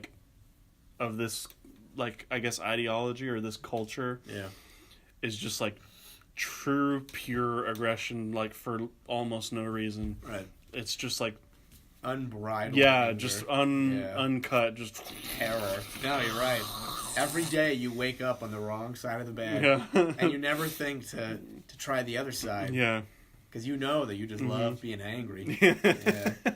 Yeah. So anyway, that's where I think there's difference, and I still have yet to hear this middle one. Maybe it's a bridgeway point. I'm guessing. Perhaps it is, in the sense of the unholy trinity. Yeah. So maybe in the over the course of these three, they're just going deeper and deeper into that, just terror. Maybe we'll have to listen to that one. Yeah, I'm thinking I might check this one out a little bit soon. So anyway, And then the title track, I think, is also one of my favorites. Really good song. Yeah. Yeah. One of the shortest. It is the shortest, right? It is the shortest. Yeah. So it's that's a good way of putting it. And I think this one and the Pagan Winter, the last two, I think can be grouped together. Yeah. Pretty tightly. They both have that. Yeah. It's like it's a really nice, well devised thrash sound that features a little bit from everyone in the band. But yeah. These are the two tracks where there's like. Did you hear there was like a spoken word part? I don't know what he was saying, but he was like... I couldn't catch you there, but there's something there that's not screaming. Yeah, it's not screaming, but it was right. I remember listening to it and I was like, what? And then go back and I was... It's like an old wizard. Yeah. Just like saying, the prophecy of the Satan. Some bearded traveler. Yeah. A mage. Yeah.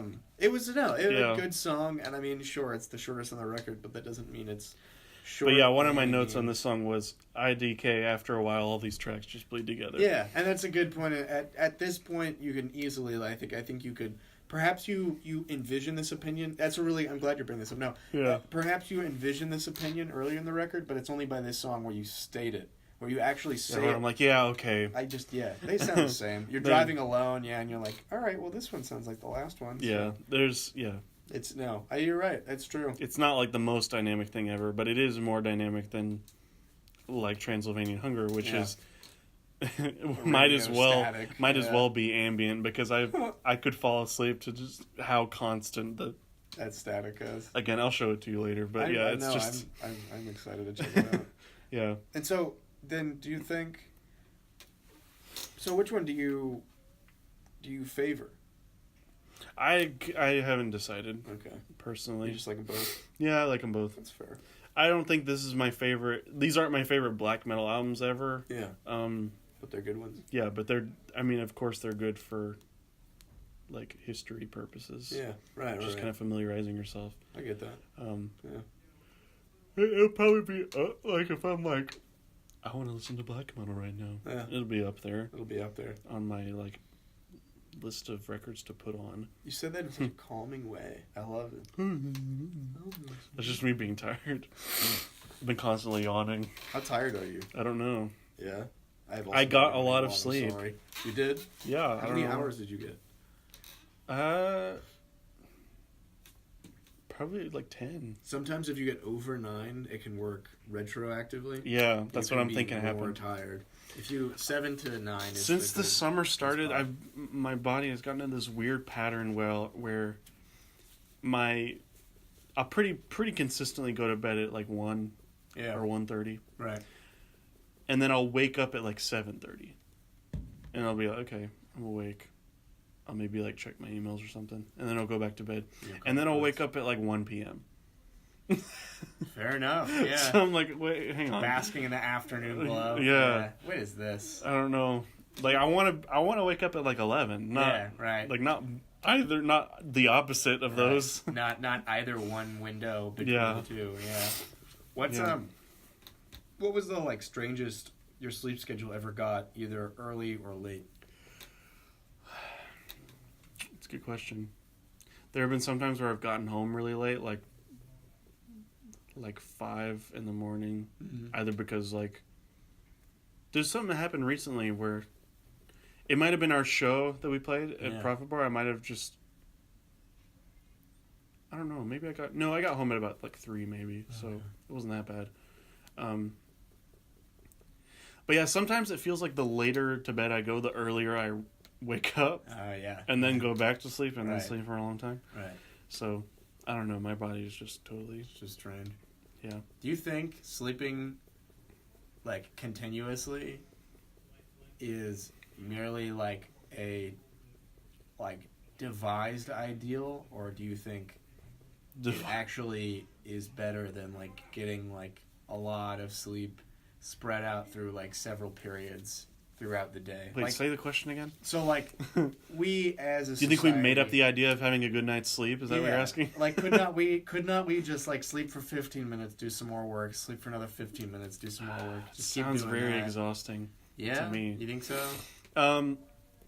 There have been studies about, like, power naps that I'm sure are, like, somewhat valid, but I'm gonna look one up. I don't know.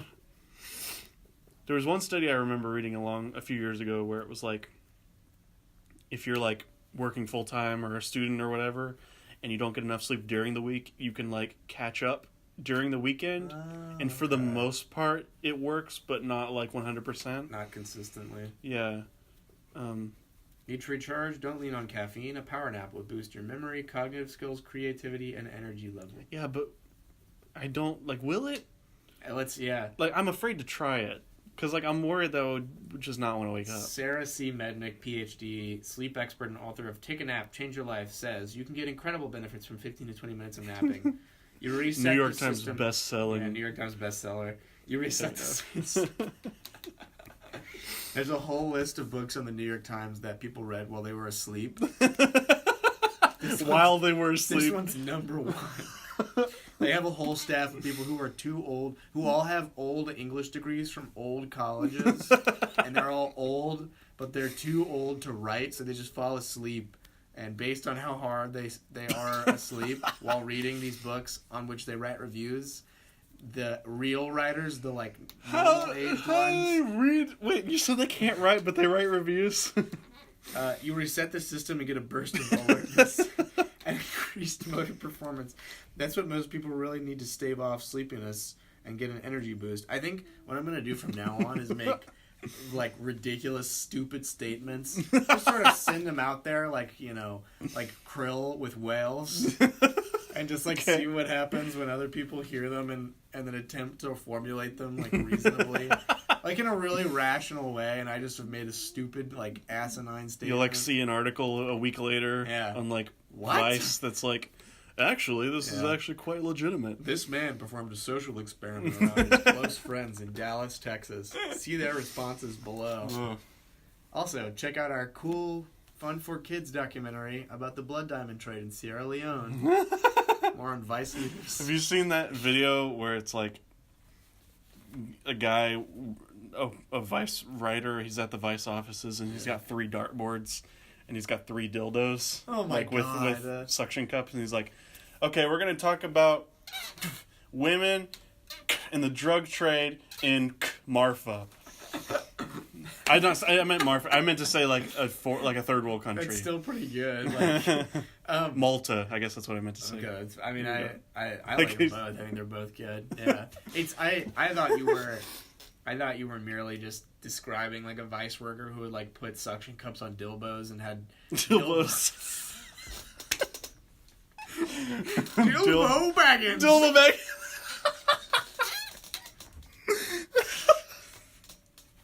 Author of A Bobbit's Tale. A Dobbit's Tale. No, I thought you were just talking about a Vice writer who put suction cups on dildos and threw them at dartboards, like as a form of journalism. I was like, what? It's him shooting for ideas. Right, and you're right. This is totally what they do, and they do it all the time. No offense I love Vice. I love reading Vice. They do have some really, sometimes they have stuff that like, I look at it and I'm like, oh, this is going to be bad. And like, I even read it and I'm like, I don't like this. And then I go back to it several times later. Well, they have some dumb stuff, but I mean like, in my head I'm like, it's like better than BuzzFeed, I guess. It's true. I guess it's more on the nose. It's like a mature version. Is it on my nose? I mean, I think so, or is it? I don't know. No, it's probably Sharpie. I was sniffing this marker for a second. I think you did hit your nose with some red Sharpie. That's okay. It's on the nose. It's on the nose. Boop. But you're right. It's like if you're gonna read like mostly clickbaity journalism, look at the dot on my nose, Matthew. What? Look at the dot on my nose. I'm looking at it. Oh, yeah. Sorry, that was... I was like, wait, what? Am I looking at the psychotherapy. Yeah, okay. Yeah, you're right. Yeah. But BuzzFeed is substantially trumped by Vice. I think they're like sub blogs are really good. That's true. Like Noisy and Broadly. Oh, I forget that those are part of Vice. Yeah, I think those are like actually really well curated. Noisy does have some really good stuff. Yeah. You ever seen? Noisy did a great documentary on. It was like a 20 or 30 minute thing on parquet courts in like their early touring on Light Up Gold, and it was it's cool. They do a good job. They put out some interesting stuff. Yeah, I like their stuff. That is a record that we're going to talk about at some point on the show. Really? When we pick the records that we want each other to talk about, that one of us knows. So that's yours? That's You're just pick. bringing it up? Okay, well, there you go. I also think it might be interesting if we talk about each other's latest records. Oh, yeah. Perhaps we do them both in 1 hour or something. I was thinking about that we could talk about No Dreams. Or we could talk about No Input Signal. Well, that's not new. Someone, that's true. We could talk about Signatones. Or we could talk about Signatones, yeah. You have so many new great projects. I accepted earlier this year that I am prolific. I wanted to be a guy who's like has a very easy to sift through discography of like, I got some essential stuff, I got some, but I mean, I'm just making too much stuff. You just like making music, yeah. I don't blame you. No, gosh, and I think in some ways making a prolific, being like a being a prolific musician, a prolific creator. It absolutely has its benefits. I mean, you have more art to show. That's true. And, in your case, it's all very good. Like, so I don't think there's anything that you necessarily have to, like, put aside. Yeah, I guess so. But, like, I don't think I'm as prolific as you. And a lot of the art that I made when I was younger is way worse than the art that I make now. And so it's like, I don't think I have that to show. Or rather, I don't want to show it. I won't show it. Yeah, I've kind of pushed that stuff aside. You still have some really good stuff. Thank you. Well, the stuff I'm highlighting right now is the stuff that I made in the past, like, 5 years. Oh, okay, that's fair. So that's true. That was you have a wide berth. Yeah. Girth. I have a wide girth of music. Music girth. I've got a lot of music girth.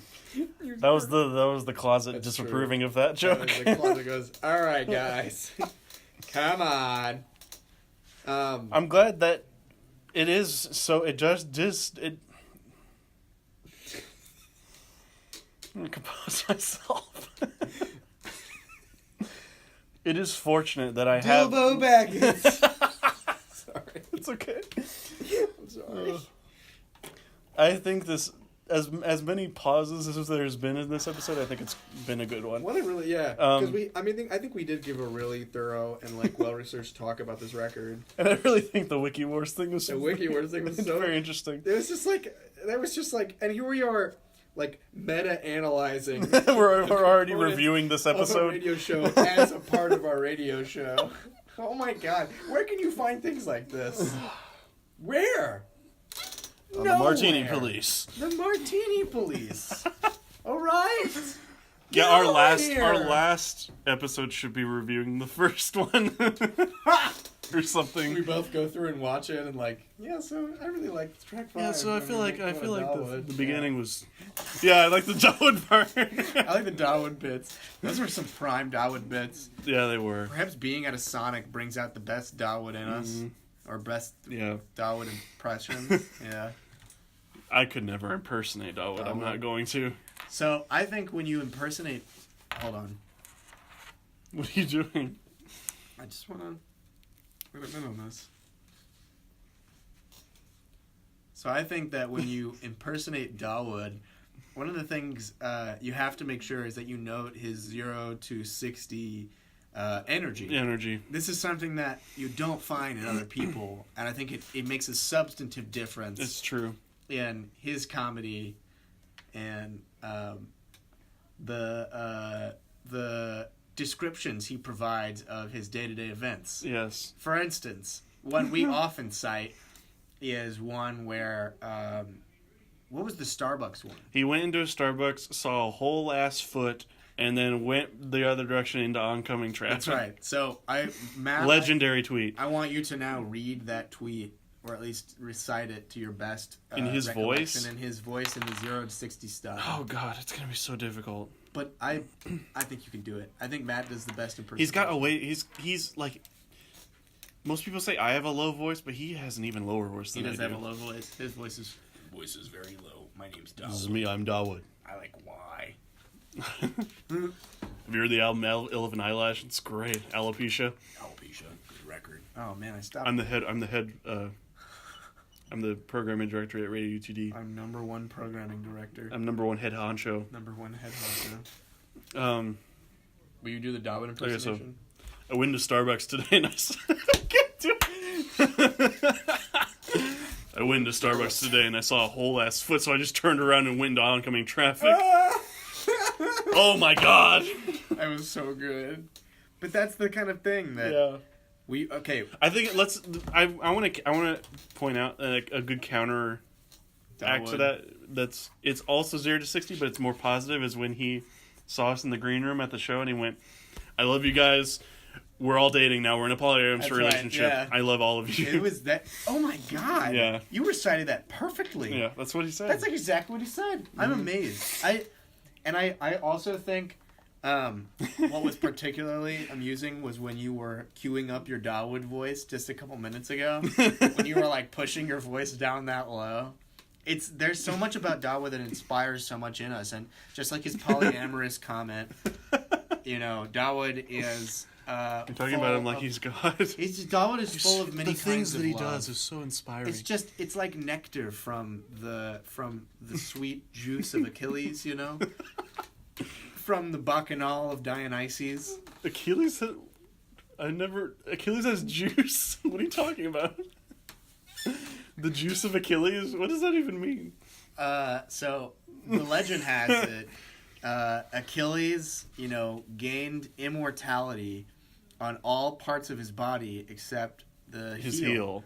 Because the gods said, well, you got to pick something that you can't create to be indestructible. And they said, whatever you pick, put it in this pond, and we will grant the rest of you, impenetrability.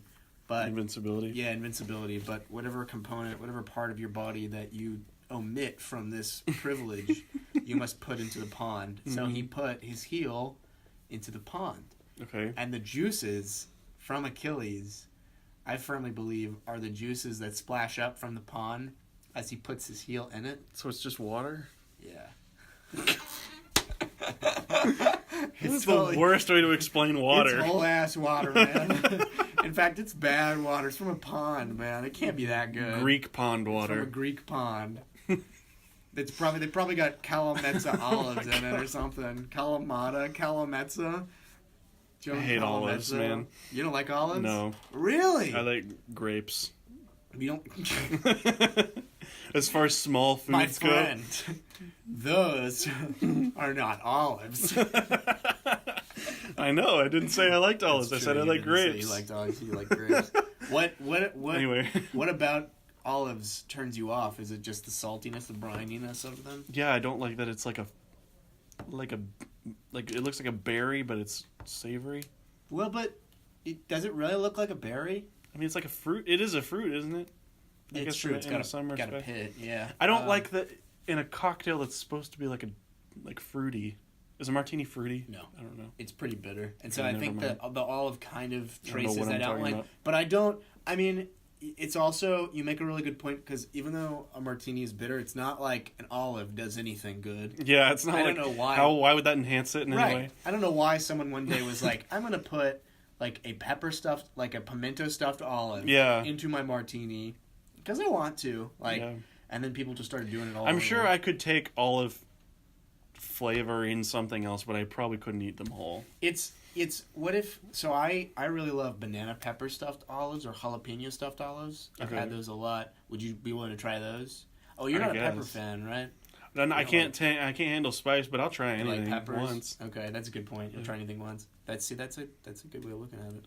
Excuse me. Except like skydiving or something. Yeah, no, I'm not. Don't try that once. If you try that or once, racism. you will die. I'll never try that.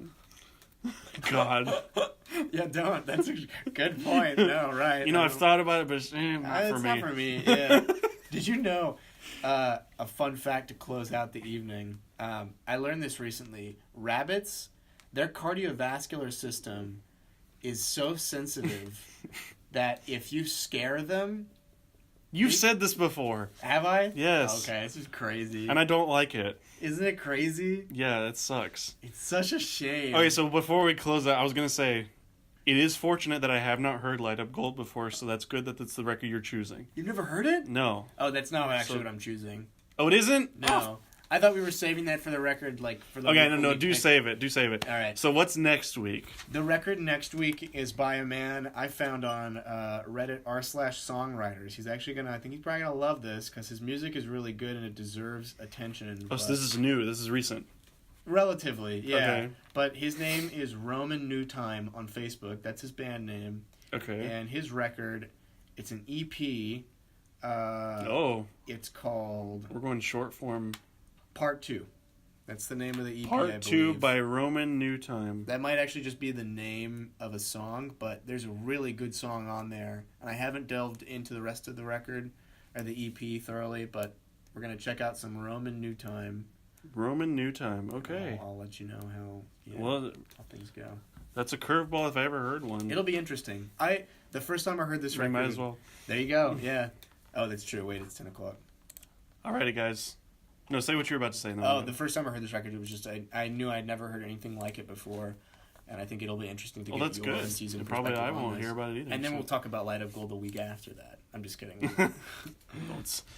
We're going to the stars. We're going 2 to the weeks stars. now. Yeah. We're going to review the Black Parade. There we go. I'm just kidding. That's true. Tyler. We'll see. Okay, thank you. I don't know how to end this, so just turn it off. Thank you. And then... You're listening to Radio UTV. There it is. There we go.